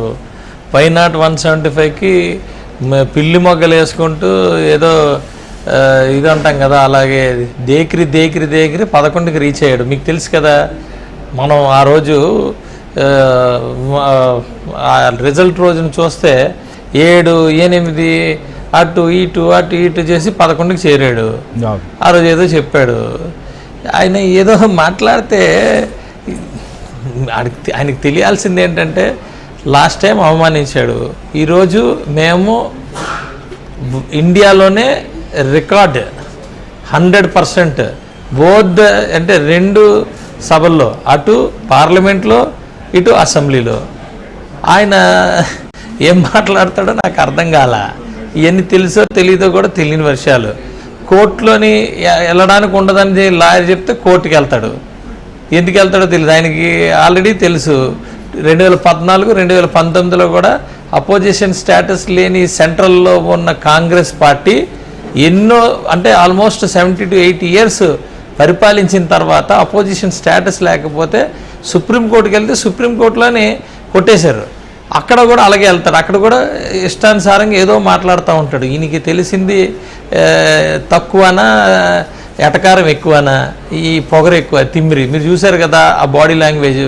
డెఫినెట్గా ఇవన్నీ ప్రజలు చూస్తున్నారండి. డెఫినెట్గా నేను అంటుంది ఏంటంటే, ఎవరైనా సరే ప్రజాస్వామ్యంలో ఎప్పుడు ఎవరు ఎమ్మెల్యేలు అవుతారో, ఎవరు ముఖ్యమంత్రులు అవుతారో, ఎవరు మంత్రులు అవుతారో ప్రజలు డిసైడ్ చేస్తారు. నేను ఇందాక కూడా చెప్పాను, ఇప్పుడు చెప్తున్నాను, కేవలం ముఖ్యమంత్రి కొడుకు అనే ఒక అర్హతతోనే ఇంత పొగరగా మాట్లాడితే చాలామంది కాలగర్భంలో కలిసిపోయిన వాళ్ళు ఉన్నారు. చరిత్ర తెలుసుకోవాల్సిన పరిస్థితి ఉంది. రాజులు నెక్స్ట్ జనరేషన్లే వెళ్ళిపోయినాయి. ఇక్కడ కేవలం ప్రజల కోసం మనం పనిచేసిన అన్న రోజులు మాత్రమే ఇది ఉండాలి. నేను కూడా మామూలు కూడా అంటున్నారు ఈరోజు, నిజంగా ఆ స్టేటస్లు కానీ అవి కానీ లేకపోతే కనీసం వార్డు మెంబర్ కూడా గెలలేడు అని. ఇది వాస్తవం. ఈయనకున్న తలపొగరికి, ఈయనకున్న పరిస్థితులకి కనీసం వార్డు మెంబర్ కూడా గెలలేడు అని మేము కూడా అంటాం. మీ అధినేత కార్పొరేటర్ కూడా ఏదో మాట్లాడితే నిజంగా కూడా గెలవలేని పరిస్థితి అంటారు. ఎందుకంటే నేను అదే అంటున్నాను కదా, మీకు లేదు కదా రికార్డు. మీకు లేదు కదా ఆశీర్వాదం, ప్రజల నుంచి ఆశీర్వాదం. మీరు 175 సీట్లని పోటీ చేస్తే మీకు ఎన్ని వచ్చాయి? 151 వచ్చాయి. ఈరోజు ఎన్ని వచ్చాయి? 11 వచ్చాయి. కానీ మా బాసు మేము పోటీ చేసిన 21 ఆశీర్వదించి పంపించారు ప్రజలు. ఇప్పుడు ఎవరు కార్పొరేటర్కి ఎక్కువ, ఎవరు ఎమ్మెల్యేకి తక్కువ అందరికీ తెలుసు. ఎమ్మెల్యేలు, ఎంపీలు లేకపోతే కార్పొరేటర్లు అందరినీ మేము సమానంగా చూస్తాం. మేము అలాంటి కామెంట్ చెయ్యము. మాకు కార్పొరేటర్ కూడా చాలా ఇంపార్టెంట్, మాకు వార్డు మెంబర్ కూడా చాలా ఇంపార్టెంట్. ప్రతి ఒక్కరు కూడా ప్రజల నుంచి ఎన్నుకోబడతారు, ఆ ప్రజల కోసం పనిచేస్తారు. కాబట్టి ఏ పదవిలోనైనా కూడా ప్రజలు కూర్చోబెడితే మేము ప్రజలకు గౌరవిస్తాం, కానీ ఇలా ఎటకారాలుగా మాట్లాడు. మేము నేను అదే అంటున్నా, ఆయనకి రాజ్యాంగం గురించి కానీ ప్రజాస్వామ్యం గురించి కానీ తెలియక మాట్లాడుతున్నాడు. నువ్వేమన్నా అనుకో, కాకపోతే ఒక్క విషయం అయితే నేను చెప్తా, ఈ దేశంలో ఈ ప్రపంచంలో ఎవరు మాట చెబితే గట్టిగా కాలుతుందంటే అది ఒక్క పవన్ కళ్యాణ్ గారు మాత్రమే. ఒక్క పవన్ కళ్యాణ్ గారు మాత్రమే. పవన్ కళ్యాణ్ గారి పేరు చెప్తే ఎక్కడో కాలిపోద్ది. అది ఎక్కడ అనేది నన్ను అడగండి, నేను చెప్పలేను. ఆయన్ని అడగండి. ఈసారి పవన్ కళ్యాణ్ గారిని మీరు ఏదైనా మాట అంటే మీకు ఎక్కడో కాలుతుందంట సార్, ఎక్కడ కాలుతుందని అంటే అప్పుడు ఏమంటాడో చెప్పండి, దాని మీద మనం డిబేట్ పెట్టుకుందాం. రైట్. సరే, ఆయన మమ్మల్ని అసలు ప్రెస్ మీటింగ్ కూడా ఆహ్వానించాడు కదా, మేము అడిగేదానికి, కానీ చెప్దాం అడగమంది వెళ్ళిన వాళ్ళైనా. రైట్. మీరని కాదు నేను అంటుంది, మీరని కాదండి. ఏంటంటే మాట్లాడారు కదా, అది కాదండి, వింటారు కాబట్టి చెప్తున్నా. నేను అంటున్నా కాదండి, నేను అంటున్నా ఇప్పుడు ఆయన ప్రెస్ మీట్ మొత్తం నా దగ్గర ఉంది. ఓకే. ఈ ఆ ప్రెస్ మీట్ లో ఏం చెప్తాడు అబద్ధాలు? రైట్ రైట్ మనం మాట్లాడదాం సార్. కాదండి, చిన్న ఒక్క పాయింట్ చెప్తానండి. ఓకే. గ్యాస్ సిలిండర్ల కోసం ఎంత దారుణంగా మాట్లాడుతున్నాడంటే, ఈ సంవత్సరంలో ఒకటే గ్యాస్ సిలిండర్ ఇచ్చింది. అసలు అరే నాయన, 4 నెలలకు ఒక గ్యాస్ సిలిండర్, ఇటు ఇప్పుడు 3 గ్యాస్ సిలిండర్ అంటే 3 గ్యాస్ సిలిండర్ తీసుకొచ్చి నీకు ఇంటికి ఇచ్చేస్తారా? ఏం మాట్లాడుతున్నావు? అది సాధ్యమా? 3 గ్యాస్ సిలిండర్ ఒకే రోజు ఇచ్చేయడం సాధ్యమా? అసలు నీకు వాటి గురించి తెలుసా? ఆ లాజిస్టిక్స్ గురించి తెలుసా? ఎన్ని గ్యాస్ సిలిండర్లు ఉంటాయో తెలుసా? ఒక మనిషి, ఒక పేదవాడు కానీ ఒక మధ్యతరగతి వాడు కానీ ఎన్ని నెలలకి ఒక గ్యాస్ సిలిండర్ వాడుకుంటాడో తెలుసా? ఏమీ తెలియకుండా ఏం మాట్లాడుతావు? సిలిండరు ఇమీడియట్గా రియంబర్స్ చేస్తున్నారు. ఈ రోజు వరకు 100% అందరూ వాడుకుంటున్నారు. వాళ్ళకి 3 సంవత్సరానికి 3 అన్నాం. సంవత్సరానికి 3 స్టార్ట్ చేసిన దగ్గర నుంచి ప్రతి 4 నెలలకు ఒకటి వస్తుంది. ఇది తెలియకుండా ఊరికే గ్యాస్ సిలిండర్ లేదా ఒకటే ఇచ్చారంటే ఇలాంటి అర్ధరహితంగా పింఛన్ పెంచుతామని చెప్పి విడతల వారీగా పెంచి ఇప్పుడు గ్యాస్ సిలిండర్లు అంతా ఒకటి రావాలంటే ఎట్లా? బుచ్చచౌదరి గారు ఏంటి అసలు పవన్ కళ్యాణ్ గారు ఇంకో విషయం, చిన్న విషయం విజయ్ కుమార్ గారు ప్రెస్ మీట్ మొత్తం కాదు సార్ నేను ఒకసారి బుచ్చచౌదరి గారు నేను కనెక్టెడ్ గా మాట్లాడుతున్నా. ప్రెస్ మీట్ మొత్తం అది ఇవ్వలేదు ఇది ఇవ్వలేదు అంటున్నాడు. అరే నాయన, నువ్వు చేసి అప్పులు చేసి ఎవరికి ఏది ఇవ్వకుండా రోడ్డు మీద పడిపోయి నీ వైఎస్ఆర్సీపీ నాయకులకే, నీ వైఎస్ఆర్ సపోర్టర్సే చాలా మంది కాంట్రాక్టర్లు ఉంటే వాళ్ళందరూ ఆత్మహత్యలు చేసుకున్న పరిస్థితులు వచ్చి రైతులకి ఇవ్వలేదు, ఎవరికి ఇవ్వలేదు. ఆ డబ్బులన్నీ మేము ఇప్పుడు తీర్చుకుంటున్నాం. మాకు సూపర్ 6 కాదు, నీ 9కి మా సూపర్ 6 అన్ని కలిపి మేమే తీర్చుకుంటున్నాం ఈరోజు. రైట్. అది తెలీదా నీకు?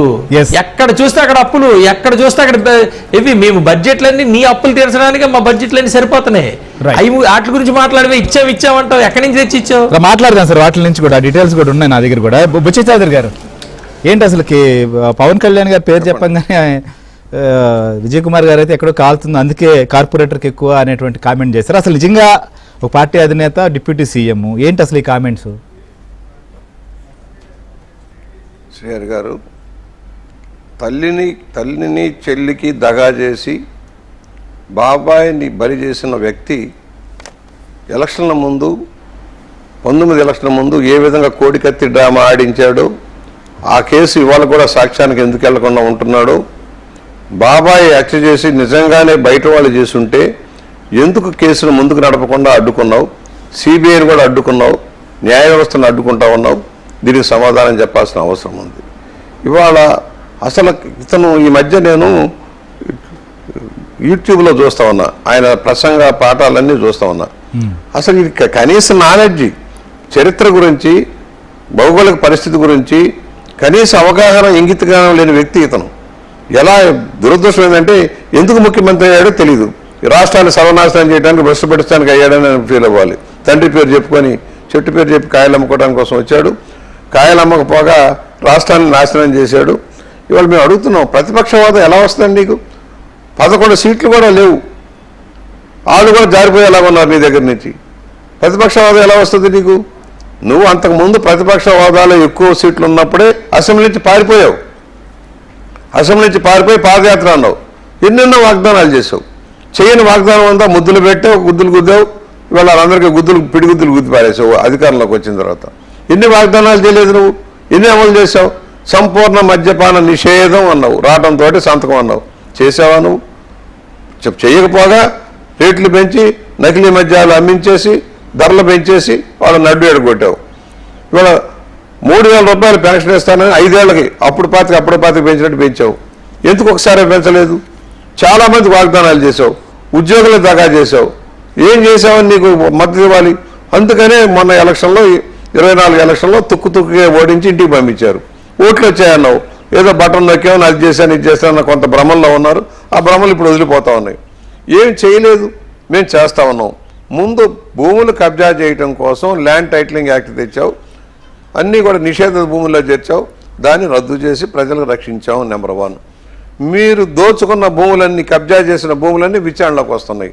ఫారెస్ట్ భూముల దగ్గర నుంచి ఎర్రచందనం దగ్గర నుంచి మీ నాయకులంతా కూడా ఎలా దోపిడీ చేశారో విశాఖపట్నం నుంచి చిత్తూరు దాకా అవన్నీ విచారణలోకి వస్తూ ఉన్నాయి. భయపడిపోతూ ఉన్నావు. ఇవాళ నువ్వు ఏదైతే బూతులు తిట్టించి పంచాంగం విప్పి కులాల మీదకి కులస్తుల్ని రెచ్చగొట్టావో, పవన్ కళ్యాణ్ తిట్టించావో, చంద్రబాబు గారిని తిట్టించావో, లోకేష్ గారిని తిట్టించావో, భువనేశ్వర్ గారిని తిట్టించావో, అన్నీ వస్తున్నాయి. ఇవాళ నువ్వు తిట్టించిన ఫలితంగానే ఇవాళ జైలు చుట్టూ తిరుగుతూ ఉన్నాడు పోసాని కృష్ణమురళి. నువ్వు ఇచ్చిన డబ్బుకు ఆశపడి కక్కుర్తిపడి రామగోపాల్ సినిమా తీసి చేతులు కాల్చుకొని ఇవాళ రోడ్ల పాలైపోతా ఉన్నాడు. నువ్వు ఏం చేయలేదు, ఏం తిట్టించలేదు. నీకు చెల్లి, తల్లి, నీ భార్య, బిడ్డలు లేరా? అవతల వ్యక్తులు మహిళలు కాదా? వాళ్ళని తిట్టించినప్పుడు బుద్ధి ఇంగితం లేదా, ఇంగిత జ్ఞానం లేదా? ఇవాళ నాకు హక్కు ఇవ్వండి అంటావు. ఎలా ఇస్తారయ్యా నీకు? అసలు నువ్వు శాసనసభ్యుడికే అర్హుడు కాదు. నేను అంటున్నా, ఇవాళ స్పీకర్ గారు నిర్ణయించవలసింది అసలు డిస్క్వాలిఫికేషన్. ఎప్పుడైతే నువ్వు అసెంబ్లీకి రాకుండా తాడేపల్లి ప్యాలెస్లో ఒక కోర్టు హాల్లో అసెంబ్లీ కట్టించుకున్నాడట, ఎవరో చెబుతున్నారు. దాని చుట్టూ ప్రభుత్వ ఖర్చుతోటి ఇనుప కట్టడాలు. ఒక పిరికి సన్యాసి భయస్థుడు ముఖ్యమంత్రిగా ఎన్నిసార్లు ప్రజల్లోకి వచ్చావు? చెట్లు నరికించావు, పరదాలు కట్టించావు, ట్రాఫిక్ ఆపించావు, రోడ్లన్నీ బంద్ చేయించేసి నువ్వు ప్రయాణాలు చేసావు. 10 కిలోమీటర్లు కూడా లేని ప్రాంతానికి హెలికాప్టర్లు వెళ్ళావు. అలాంటి వ్యక్తి నీ తాడేపల్లి ప్యాలెస్ చుట్టూ ప్రభుత్వ ఖర్చుతో ఇనుప కట్టడాలు కట్టించాడు, పెద్ద కోటగారు గోడల్లాగా. ఎవడబ్బా సొమ్మని కట్టించావయ్యా ప్రభుత్వ సొమ్ముతోటి? ఇవాళ ఆడ కూర్చొని రోజు అసెంబ్లీ నడుపుతాడట. ముఖ్యమైన 30 ఏళ్ళు అట. నువ్వు 30 ఏళ్ళు ఎక్కడ ఉండబోతున్నావు? ప్రభుత్వ అతిథి గృహంలో ఉంటావు. అది రాసి పెట్టుంది. అతిథి గృహం రాజమండ్రి సెంట్రల్ జైలు. 30 ఏళ్ళు శిక్ష అనిపించాలంటే రాచమర్యాదలు జరగాల్సిన అవసరం ఉంటుంది. రాజమండ్రి సెంట్రల్ జైల్లో లేకపోతే చెంచలగూడ సెంట్రల్ జైల్లోనో సరైన సౌకర్యాలు కల్పించేదానికి ప్రయత్నాలు చేస్తాం. శిక్షలు తప్పదు నీకు. నువ్వు ఉండవలసింది శాసనసభలో కదా, సెంట్రల్ జైల్లో. అదే ఇంకో దేశంలో అయితే ఇప్పటికి ఉరిదీసేవాడు. నువ్వు చేసిన ఆర్థిక నేరాలకి ఉరిదీసేవాళ్ళు. గల్ఫ్ దేశాల్లో అయితే ఉరి అయిపోయేవాడు. ఇవాళ ఒక ఇడీ అమీన్ లాగా, ఒక ఉత్తర కొరియా అధ్యక్షుడు కిమ్ లాగా డిక్టేటర్షిప్ చేద్దాం అనుకుంటున్నావు. సాగదు. డెమోక్రసీ, భారతదేశం ప్రజాస్వామ్య దేశం. అత్యున్నత విలువలు కలిగిన నాయకులు ఉన్నారు. శాసనసభలో ఇవాళ 7వ వచ్చాను నేను. ఎంతోమంది మహామహులను చూసాం. అర్థవంతమైన చర్చలు, కన్స్ట్రక్టివ్ క్రిటిసిజం. సుందరయ్య గారు కానీ, నాగిరెడ్డి గారు కానీ, పోల సుబ్బయ్య గారు కానీ, చండ్ర రాజేశ్వరరావు గారు కానీ, అలాంటి పెద్దలంతా కూడా కన్స్ట్రక్టివ్ క్రిటిసిజం. కాంగ్రెస్ పార్టీలో కూడా మేధావులు ఉండేవాళ్ళు, అమిత పెద్ద మేధావులు. కమ్యూనిస్టు ఉద్యమంలో ఉన్నవాళ్ళు నాయకులు ప్రజా సమస్యల మీద చెప్పేవాళ్ళు. నువ్వు అసెంబ్లీలో మమ్మల్ని మాట్లాడినిచ్చావా? మమ్మల్ని రానిచ్చావా? శాసనసభకి బయటికి గెంటేసావు. కనీసం మైక్ ఇవ్వలే, మాట్లాడిన వాళ్ళ. స్పీకర్ గారు నీకు తోడు ఆ ప్రబుద్ధుడు తోడయ్యాడు సీతారాం. ఇవాళ ఎక్కడ ఏమైపోయాడు సీతారాం? ఆ రోజునే చెప్పాం, ఒక రోజంటూ వస్తుంది రాబోయే రోజుల్లో మునిగిపోతారా నాయన అని చెప్పి మునిగిపోయారు. ఇవాళ స్పీకర్ గారి మీద నిందలేస్తా ఉన్నావు. అసలు స్పీకర్ గారినే గతంలో ఏదో ఒక బొక్కలో వేయాలి, రామకృష్ణరాజు గారిని కొట్టించాలని ప్రయత్నం చేశాను, అది అయిపోయింది. ఇవాళ నిందలేస్తా ఉన్నావు. నీకు భయం, అసెంబ్లీలోకి వస్తే నువ్వు చేసిన తప్పులన్నీ ఎండగడతావన్న భయం. దాన్ని తప్పించుకోవడం కోసం హోదా హోదా హోదా హోదా రాదని తెలుసు, నీకు తెలుసు. తెలీదా? డ్రామాలు ఆడుతున్నావు, ఎవరిని అమాయకులు చేస్తున్నావు. రోజు ప్రజలకి నాకు హోదా ఇవ్వలేదు కనుక వెళ్ళట్లేదు. నువ్వు పులివెందులకు అన్యాయం చేశావు. ముఖ్యమంత్రిగా పులివెందులకు ఏం చేసి వాళ్ళు చంద్రబాబు గారు రాగద్వేషాలకు అతీతంగా పులివెందుని అభివృద్ధి చేస్తూ ఉన్నారు. అక్కడ ఎమ్మెల్సీని తెలుగుదేశం ఎమ్మెల్సీ రాంగోపాల్ రెడ్డి గారిని గెలిపించుకోగలిగాం. వీళ్ళు బీటెక్ రవి పోరాటం చేస్తూ ఉన్నాడు. హత్యా రాజకీయాల కేంద్ర బిందువుగా ఉన్న ఈ పెద్ద మనిషి వల్ల రాష్ట్రం నాశనం అయిపోయింది. కక్షల కార్పణ్యాల కేంద్రం అయింది. ఆయన ఫలితంగా వైఎస్ఆర్ పార్టీ కార్యకర్తలు కూడా నలిగిపోయారు, మర్చిపోబాకండి. ఆయన చేసిన తప్పుడు విధానాల వల్ల నాయకులంతా బలైపోయారు. ఇప్పుడు వదిలిపోతామని చూస్తూ ఉన్నారు. ఇవాళ ఏంటంటే దోచుకున్న సొమ్ము ఉంది. ఇవాళ బలవంతంగా పిలిపించుకుంటే కూడా జనం రాట్లా. ఆయనకి తాడేపల్లి రెండో రెండో రెండో అని దండోరా వేసినా కూడా జనం రాట్లా. ఏం చేసావని నీకు న్యాయం చేయాలి? ఎవడో ఒక చెప్పాడంట, తల్లిని చెప్పి కోర్టుకు వెళ్ళాడు. ఏమయ్యా ఏంటంటే నాకు న్యాయం చేయండి, తల్లి లేని బిడ్డను అన్నాడంట. జగన్మోహన్ రెడ్డి విధానం అట్లాగే ఉంది. ఒక అరాచక ఆటవికవాదికి ఉండాల్సింది సెంట్రల్ జైల్లో కానీ ప్రజా కోర్టులో కాదు. ప్రజలు ఆల్రెడీ నిర్ణయించారు, నిన్ను సాగనంపటాలు నిర్ణయించారు, సాగనంపేశారు. ఇక బుద్ధి తెచ్చుకో, బుద్ధి తెచ్చుకో, విలువలు తెలుసుకో, రాజ్యాంగాన్ని తెలుసుకో, చట్టాల గురించి తెలుసుకో, చట్ట అవగాహన. ఎందుకంటే చేతనైంది జడ్జీలని కోర్టులను కూడా హెచ్చరిక చేసే స్థాయిలో ఉంటాడు. మీడియాని శాసిస్తాడు, దోపిడీ చేస్తాడు, అన్నిటికీ అవినీతితోటి అన్ని కాపాడుకోవాలని ప్రయత్నం చేస్తున్నాడు. ఆటలు సాగవు, పప్పులు ఉడకమని మాత్రం తెలియజేస్తాం. అర్స్మల్ గారు ఏం చెప్తారు? ఈ పవన్ పైన మాట్లాడిన వ్యాఖ్యల పైన ఇప్పటికే లోకేష్ చాలా గట్టిగా అసెంబ్లీకి రమ్ముందని చెప్పి మాట్లాడితే చంద్రబాబు నాయుడు గారు కూడా ఢిల్లీలో రియాక్ట్ కాబోతున్నారు. కాసేపట్లో మీడియాతో కూడా మాట్లాడబోతున్నారు ఒక అంశం. అయితే అసలు బడ్జెట్ చూస్తే అసలు గుండు సున్నా తప్ప ఏం ఉపయోగం లేదు, అసలు ఏముంది? అందుకోసమే ఈ నెల 12న ఫ్యూజ్ పోర్ కూడా మేము చేపడిపోతున్నాం. నిరుద్యోగ భృతి లేదు, లేకపోతే అసలు ఇచ్చినటువంటి సూపర్ 6 ఎక్కడని చెప్పి మాట్లాడినటువంటి పరిస్థితి. అందుకోసమే ఇంతసేపు నేను మాట్లాడాల్సి వచ్చింది. అసెంబ్లీలో మాట్లాడనివ్వలేదు కాబట్టి ఎన్ని అంశాలని చెప్పి చాలా సుదీర్ఘంగా ఒక ప్రెస్ మీట్ కూడా పెట్టారు. జగన్మోహన్ రెడ్డి గారు ఒక పవన్ కళ్యాణ్ గారిని చూసి ఈర్ష్తో రగిలిపోతా ఉన్నాడు. చాలా ఫ్రస్ట్రేషన్ లోకి వెళ్ళిపోయాడు. ఎందుకు సార్ ఇంకా ఈర్ష్య? ఎందుకంటే ఆల్రెడీ ప్రజా తీర్పు చేసింది కదా. హలో సార్, అయినా చాలా ఫ్రస్ట్రేషన్ లోకి వెళ్ళిపోయాడు. ఎందుకంటే ఒక 7-8 నెలల క్రితం జరిగిన ఘోర పరాభవం దాని నుంచి అతను ఇప్పటికే బయటపడలేకపోతా ఉన్నాడు.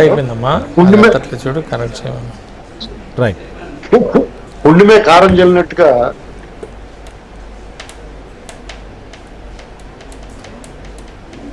చదువుకున్న వాళ్ళలో బయట కనపడతా ఉంది, వాళ్ళు చదువుకున్న వాళ్ళలో తెలుస్తూ ఉంది. ఇవన్నీ చూసిన తర్వాత అసలు ఏ అంశంతో ప్రజల్లోకి వెళ్ళాలి, అసలు ఏ రకంగా ఎదుర్కోవాలి? ఇక్కడ ఇప్పుడున్న ప్రజలకి ఒక ఒక్కపోత నుంచి ఒక శీతల పవనాలు ఉన్న గదిలోకి వచ్చినట్టుగా ఉంది వాతావరణం ఆంధ్రప్రదేశ్ లో. ఎందుకంటే జగన్మోహన్ రెడ్డి హయాంలో ఎవరితో మాట్లాడదామన్నా, టీవీ పెట్టాలన్నా బూతులు పంచాంగం, జుగుప్సాకరమైన భాష. ఇదేంటని వీళ్ళు చేస్తున్న అరాచకాలని, దోపిడీని ఎవరన్నా ప్రశ్నిస్తే వాళ్ళ మీద దాడులు, దుర్మార్గాలు, రాజకీయ పార్టీల మీద అణిచివేత, గృహ నిర్బంధాలు, చాలా దారుణంగా అరాచకం సృష్టించాడండి. ఆ పాదాల నుంచి ఒకసారి బయటకు వచ్చిందా రిలాక్స్డ్ గా ఉన్నారు. వాళ్ళకి అసలు ఈ అభివృద్ధి ఇవన్నీ తర్వాత అసలు ముందు వీళ్ళ సంగతి చూడండి. దుష్ట శిక్షణ కావాలి అర్జెంట్ గానే. ఎందుకంటే వాళ్ళు బరిదెగించి మాట్లాడుతూ ఉన్నారు. కొద్ది రోజులు మీరు వెసులుబాటు ఇచ్చారు, వాళ్ళ పరివర్తన పశ్చాత్తాపం వస్తుంది అనుకున్నారో, లేకపోతే చట్టపరంగా శిక్షించాలి కాబట్టి సరైన సాక్ష్యాధారాలు సేకరించి తర్వాత శిక్షితం, చట్టానికి అప్పచెప్తాం, చట్టం తన పని తాను చేసుకుంటుందని మీరు చాలా పద్ధతిగా రాజ్యాంగానికి, చట్టానికి లోబడి పనిచేస్తున్నారేమో. కానీ కూటమి ప్రభుత్వాన్ని ప్రజలందరూ కూడా ఏం కోరుకుంటున్నారంటే, అడ్డగోలుగా దోపిడీ చేసిన పెద్దిరెడ్డిని కానీ, ఋషికుడిని కొల్లగొట్టేసి తొలిచేసి ప్యాలెస్లు కట్టుకుని అడ్డగోలుగా వ్యవహరించిన జగన్మోహన్ రెడ్డిని మద్యం కానీ, ఇసుకలో కానీ, భూముల్లో కానీ ఎక్కడ దొరికితే అక్కడ వీళ్ళు దోపిడీ చేశారు, అంతా రికవరీ చేయమని కోరుకుంటా ఉన్నారండి. అలాగే జుగుప్సాకరమైన భాష మాట్లాడి తల్లిని, చెల్లిని, పిల్లల్ని, ఎవరిని, కుటుంబ సభ్యులను కూడా వ్యక్తిగతంగా దూషించిన వాళ్ళని కూడా మీరు వదిలిపెట్టడానికి వీల్లేదన్నారు. ఆ కార్యక్రమం మొదలు పెట్టారండి. ఇక ఇలాంటి పరిస్థితుల్లో ఒక్కొక్కడు దీనికి మూల కారణం అంతఃపురం వైపు వేలు చూపిస్తా ఉన్నారు. జగన్మోహన్ రెడ్డి దగ్గరికి కోరుకుంటా వస్తుంది చట్టం. ఇలాంటి పరిస్థితుల్లో అతనికి విపరీతమైన ఫ్రస్ట్రేషన్ వచ్చిందండి. ఒక్కొక్కడు తన వాళ్ళు అనుకున్న వాళ్ళు అయిన వాళ్ళందరూ కాని వాళ్ళు అయిన వాళ్ళు మొత్తం అతను వదిలేసిపోతా ఉన్నారు. ఎందుకంటే ఇక్కడ సుమతి శతకంలో మాట చెప్తాడు, ఎందుకంటే ఖచ్చితంగా వదిలేసి వెళ్ళిపోతారని ఎవరన్నా సరే. ఇతని వల్ల ఏంటి ఉపయోగం వాళ్ళకి? రాజకీయ భవిష్యత్తు అంధకారం అయిపోతా ఉంది. ఇతనితో పాటు ఒక్క నిమిషమేనండి, ఇతనితో పాటు ఉంటే వాళ్ళందరూ కూడా జైలు పాలు అవుతున్నారు. ఆ నాన్న హయాంలో ఐఏఎస్లు జైలుకి వెళ్తే ఈయన హయాంలో ఐఏఎస్లతో పాటు ఐపీఎస్లు కూడా పోతా ఉన్నారు. ఇలాంటి పరిస్థితుల్లో ఒక్కొక్కడు జారిపోతున్నప్పుడు అతను ఫ్రస్ట్రేషన్ నాకు ఏం చేస్తాడు, పవన్ కళ్యాణ్ గారిని అంత మాట అన్నాడు. అతను ఎవరిని గెలుక్కోకూడదు అతను గెలుక్కున్నాడండి. ఎవరిని రాంగ్ హ్యాండిల్ చేయకూడదు అతను రాంగ్ హ్యాండిల్ చేసాడు. పవన్ కళ్యాణ్ గారు ఎంత సముదాయించినా ఎంత తగ్గించి చూడాలనుకున్నా వాళ్ళు ఆపలేరండి జన సైనికుల్ని. ఎందుకంటే చాలా ఓపిక పట్టారు వీళ్ళంతా. టీడీపీ వాళ్ళు కానీ జన సైనికులు కానీ చాలా ఆ నాయకత్వాలు వాళ్ళని అదుపు చేస్తూ ఉన్నాయి. వాళ్ళలో రోషం, పౌరుషం, ఉక్రోషం వచ్చి ఊగిపోతూ ఉన్నారు వాళ్ళంతా. అసలు వీళ్ళు బరి తెగించి మాట్లాడుతూ ఉన్నారు వీళ్ళు ఇష్టం వచ్చినట్టు. వీళ్ళకి ఎందుకు ఇంకా వీళ్ళని వదిలిపెట్టారు అని చెప్పేసి వాళ్ళందరూ రగిలిపోతూ ఉన్నారు. అటువంటి పరిస్థితుల్లో పుణ్యమే కారం చల్లినట్టు తన మాటలు మాట్లాడుతూ ఉన్నాడు. కాబట్టి జగన్మోహన్ రెడ్డిని కూడా ప్రాసిక్యూట్ చేయాలి ఈ విషయంలో. స్పీకర్ గారి విషయంలో లెటర్ రాసిన దాంట్లో కానీ ఒక డిప్యూటీ సీఎంని వ్యక్తిత్వ హననం చేయటమే కాకుండా చాలా తేలిగ్గా ఈసడించి వెక్కిరించినట్టు మాట్లాడినందుకు కానీ చంద్రబాబు నాయుడు గారి భాష మీద కూడా అతను మాట్లాడాడు. ఎంత దౌర్భాగ్యం అంటే సప్త సముద్రాలు ఈదిన వాడికి మురికాలలో గిజగిజలాడినట్టు చంద్రబాబు గారు ఇతను తెలుగు పాఠాలు నేర్పించుకుంటున్నట్టు ఇతని చేత నేర్చుకోవాల్సి వస్తుంది. ఆ నుంచి అమ్మ వరకు గడగడ వరుసగా చెప్పలేని జగన్మోహన్ రెడ్డి 10 మాటలు సక్రమంగా అపస్వరమో అపశబ్దం పలికే ఈ జగన్మోహన్ రెడ్డి ఈరోజు చంద్రబాబు గారి గురించి ఇలా మాట్లాడుతూ ఉన్నాడు. ఇన్ని అబద్ధాలు మాట్లాడుతుంటే మాకు చాలా చికాగ్గా ఉందండి. పౌర సమాజం అంతా కూడా మీకు ఒక చిన్న సూచన చేసి నేను ముగిస్తాను. ఓటమి ప్రభుత్వానికి నా విజ్ఞప్తి ఏంటంటే జగన్మోహన్ రెడ్డి కానీ జగన్మోహన్ రెడ్డి గ్యాంగ్ ని కానీ వాళ్ళ పార్టీలో పనిచేసిన వాళ్ళు కానీ ఆ సోషల్ డెవిల్స్ ని కానీ మీరు అరెస్ట్ చేస్తే మిగతా ఖైదీలు ఉన్న చోట వాళ్ళని పెట్టద్దు. ఎందుకంటే మిగతా ఖైదీలు పశ్చాత్తాపము పరివర్తన చెంది వాళ్ళు విడుదల కోసం ఎదురు చూస్తూ ఉంటారు. వాళ్ళు మంచి మార్గాన్ని అనుసరించి వాళ్ళు బయటికి రావడానికి మంచిగా మారి బయటికి రావాలని చూస్తారు. వాళ్ళలో వీళ్ళని కలిపితే మంచినీటి బావిలో విషం కలిపినట్టు వీళ్ళ భావజాలంతో వాళ్ళు పాడైపోతారు. ఇది ఇద్దరు కూడా చాలా సీనియర్ నాయకులు ముత్య చౌదరి గారు ఉన్నారు, యువకుడు సుందర విజయ్ కుమార్ గారు ఉన్నారు. వీళ్ళు మీ అధిష్టానాలకు చెప్తారు, మీ ప్రభుత్వంలో వాళ్ళకి విజ్ఞప్తి చేసి వీళ్ళు దయచేసి వాళ్ళతో కలపొద్దని నేను కోరుకుంటా ఉన్నాను. రైట్, మళ్ళీ వాటి కోసం ప్రత్యేకంగా వెచ్చించిన నిర్మాణాలు చేయాలేము. ముత్య చౌదరి గారు ఏం చెప్తారు బడ్జెట్ మీద, తర్వాత సూపర్ 6 పైన? అసలు ఎక్కడ సూపర్ 6 అమలు చేయలేదు, మొత్తం కూడా బాబు షూరిటీ అంతా మోసం, గ్యారంటీ అన్నట్టు పరిస్థితి వచ్చిందని చెప్పి మేము ఆందోళన కూడా చేయబోతున్నాము 12 నుంచి అని చెప్పి మాట్లాడడం జరిగింది. నేను ఇందాకనే చెప్పాను, ఏం చేసావు నువ్వు? చాలా వాగ్దానాలు చేసావు, ఎంతోమందికి ముద్దులు పెడుతూ బొగ్గలు గెలుతూ చాలా వాగ్దానాలు. ఎన్ని అమలు చేసావు నువ్వు? బటన్ నొక్కుడులో నొక్కేసావు, డబ్బంతా మద్యం వ్యాపారంలో నొక్కేసావు, మైనింగ్లో నొక్కేసావు, ప్రజలకు ఇక్కంట్ల పాలు చేసావు. పైగా సంపూర్ణ మద్యపాన నిషేధం చేయలేదు, అనేక వాగ్దానాలు చేసావు. ఉద్యోగులకు దగా చేసావు, ఉద్యోగాల ప్రావిడెంట్ ఫండ్లు వాళ్ళ నిల్వలు అన్నీ కూడా లాగేసుకున్నావు నువ్వు. వాళ్ళకి చెప్పిన ఏ హామీ అమలు చేయలేదు, వందలాది హామీలు ఇచ్చావు. ఇవాళ మేము సూపర్ 6 అను, సూపర్ 6 ఎస్. ఒక్కనే ఫస్ట్ ల్యాండ్ గ్రాబింగ్ యాక్ట్ తెచ్చాం, అంతేకాదు ల్యాండ్ టైటిలింగ్ యాక్ట్ని రద్దు చేసాం. భూముల కబ్జాదాల మీద చర్యలు తీసుకోవడానికి ల్యాండ్ గ్రాబింగ్ యాక్ట్ సీరియస్గా వర్కౌట్ చేసుకుందాం. అలాగే ల్యాండ్ గ్రాబింగ్ యాక్ట్ ద్వారా భూములను రక్షించాం, ప్రజల నుంచి, జగన్మోహన్ రెడ్డి గ్యాంగ్ నుంచి రక్షించాం. వచ్చిన రోజునే మొదటి నెల నుంచే పెన్షన్ పాత బకాయిలు కూడా లెక్కేసి మనకు సంబంధం లేకపోయినా ఆ 3 నెలలు కూడా కలిపి 4,000 రూపాయలు, 6,000 రూపాయలు, 10,000 రూపాయలు, 15,000 రూపాయల చొప్పున 64 లక్షల మందికి 1వ తారీఖున పెన్షన్ ఇస్తూ ఉన్నాం. ఇవ్వలేము, మా వాలంటీర్లు ఉండాలని చెప్పావు. వాలంటీర్లు లేకుండానే ఇచ్చేశారు కదా, పంచుతున్నారు కదా 1వ తారీఖునే. ఏ రోజు కాదు 100%, 98% పనిచేస్తున్నారు, డిస్ట్రిబ్యూషన్ చేసేస్తున్నారు కదా. 1వ తారీఖు జీతాలు ఇస్తున్నారు కదా. నీ పాత బాకీలు 55,000 కోట్లు తీర్చాం కదా. గ్యాస్ బండ 3 గ్యాస్ బండ్లు అన్నాం, సంవత్సరంలో 3 గ్యాస్ బండ్లు 3 సార్లుగా. మొదటి గ్యాస్ బండి ఇచ్చాం, 3 ఒకేసారి ఇవ్వాలి. నెత్తేసి కొట్టుకుంటాడా జగన్మోహన్ రెడ్డి? అర్థం పర్థం లేదా? ఇవాళ నువ్వు చేసిన ఉద్యోగులను దగా చేసావు, ఒక పరిశ్రమ వచ్చిందా, పెట్టుబడులు వచ్చినాయా? ఒక అమర్ రాజా బ్యాటరీ 20,000 కోట్ల రూపాయల పెట్టుబడితోటి ఇవాళ తెలంగాణలో పరిశ్రమలు స్థాపించింది. నీ వల్ల కుప్పంలోను వెనుకబడ్డ ప్రాంతాల్లోనూ నిర్మాణంలో పెట్టిన ఫ్యాక్టరీని తరివేశావు, పరిశ్రమలన్నీ తరిమేశావు, పెట్టుబడిదారులు పారిపోయారు. ఒక ఉద్యోగం ఇచ్చావా? ఇవాళ 20 లక్షల ఉద్యోగాలు ఇచ్చాడు. ఎంత అభూత కల్పనలండి, గోబెల్స్ ప్రచారం. బడ్జెట్లో ఏమీ లేదు, ప్రతి శాఖ కేటాయింపు చేసాం. ఆదరణ పనిముట్లు ఇచ్చాం, గతంలో రైతులకు సబ్సిడీ మీద పనిముట్లు ఇచ్చాం, వ్యవసాయ రుణాలు ఇచ్చాం. నువ్వేం చేసావు? ఆఖరికి కరువు పీడిత ప్రాంతాలకు నువ్వు వెళ్ళావా? వరద ప్రాంతాలకు నువ్వు వెళ్ళావా? ప్రమాదాలు జరిగినప్పుడు నువ్వు వెళ్ళావా? ఎవరికైనా ఆదుకున్నావా? 1 రూపాయి సహాయం చేసా? నీ సొంత జేబులోంచి నువ్వు ఏనాడు రూపాయి ఇవ్వు. మేము ఎన్టీఆర్ ట్రస్ట్ తరఫునో లేకపోతే పవన్ కళ్యాణ్ ఆయన ట్రస్ట్ తరఫునో బోల్డ్ మందికి సహాయం చేస్తున్నారు. నువ్వు ఎప్పుడైనా చేసావా? జేబులో వేసుకోవడం తీయడం చేత కాదు. నీలాంటి దుర్మార్గుడు ఒకటే చెబుతున్నావు. నువ్వు ఇవాళ చెప్తున్న ప్రచారాన్ని తిప్పికొట్టు. నువ్వు చేతలేదు, అసెంబ్లీకి రా. అసెంబ్లీలో అందరిలాగానే మాట్లాడతాం. ఇవాళ బీజేపీ సభ్యులు మాట్లాడతారు, జనసేన మాట్లాడతారు, తెలుగుదేశం మాట్లాడతారు. నువ్వు ఒక పార్టీ మాట్లాడు, నీ పార్టీ తరఫున నువ్వు మాట్లాడు, సమయం తీసుకో. ఇవాళ క్వశ్చన్లు వస్తున్నాయి, మీ వాళ్ళు వేసిన క్వశ్చన్లు వచ్చాయి. మరి మీరు దాంట్లో పార్టిసిపేట్ చేసి అడగొచ్చు కదా సమస్యల మీద. ఎందుకు రావటంలా?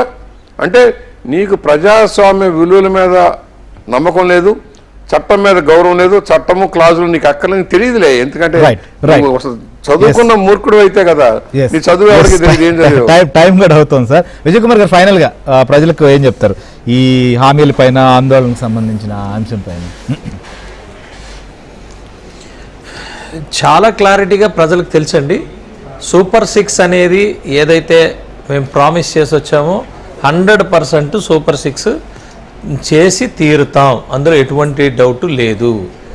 వాస్తవానికి ఈ రాష్ట్రం అప్పులు పాలు చేసి దారుణమైన పరిస్థితులు తీసుకొచ్చారు. ఈ 8-9 నెలల్లోనే 6 లక్షల పైచీలక investment, we're talking about investment తీసుకొచ్చాం. మేము సంపద సృష్టిస్తున్నాం. మేము సంపద సృష్టించి ఆ సంపదని ఒకవైపు అభివృద్ధికి, ఇంకోవైపు సంక్షేమానికి కూడా 2 విధాలుగా కూడా ముందుకు తీసుకెళ్లే పరిస్థితి ఉంది. మేము ఈ భారతదేశంలో ఒకప్పుడు ఎలాగైతే చంద్రబాబు నాయుడు గారు ఉన్నప్పుడు ఎలాగైతే ఆంధ్రప్రదేశ్ అనేది one of the best state ఎలాగైతే ఉందో, ఈరోజు కూడా అదే దిశగా మేమందరం కష్టపడి పనిచేస్తున్నాం. ఇందులో డౌటే లేదు. వీళ్ళు అబద్ధాలు ఆడి, వీళ్ళకి చేత కాదు, అర్థం కాదు. ఫస్ట్ ఆఫ్ ఆల్ వీళ్ళకి కనీసం రాజ్యాంగం గురించి తెలియదు, వేటి గురించి తెలియదు. ఒక పార్టీ పెట్టుకుంటే పార్టీ పెట్టుకున్నంత మాత్రాన నేను చెప్పినవన్నీ నేను తెలిసిపోతుంది, నేను చెప్పినవన్నీ కరెక్ట్ అని అనుకోవడం అనేది 100% రాంగ్. అది పార్టీయే కాదు, అది దానికి విలువే లేదు. రేపు రాబోయే రోజుల్లో అందరికీ తెలుసు, ఆ ప్రజలు వాళ్ళకి క్లియర్ తీర్పు ఇచ్చే పరిస్థితి ఉంది. ఈరోజు అపోజిషన్ లేదు కదా, ఎక్కడా లేదు. అందరూ అన్ని పార్టీలు కలిసి ఈ రాష్ట్రం కోసం కష్టపడుతుంటే, సో నేను మిగిలిపోయిన నేనే కాబట్టి నేనే అపోజిషన్ అని అనుకోవడం అనేది శుద్ధ దండగా. ఇది రేపు అనే రోజు ఆ పార్టీ కనపడే పరిస్థితి ఉండదు. మేము 100% ప్రజల కోసం, ఈ రాష్ట్ర కోసం, ఈ దేశం కోసం కష్టపడే పరిస్థితులు ఈరోజు ఈ రాష్ట్రంలో ఉన్నాయి. 100% కష్టపడతాం. ప్రతిరోజు ప్రతి క్షణం కూడా ఈ రాష్ట్రం కోసం కష్టపడే మనస్తత్వంతో మేము కూటమిగా ముందుకెళ్తున్నాం. Right, thank you Vijay Kumar గారు, థ్యాంక్ యూ విజయ్ చౌదరి గారు, థ్యాంక్ యూ శ్రీనివాస్ గారు. ఇది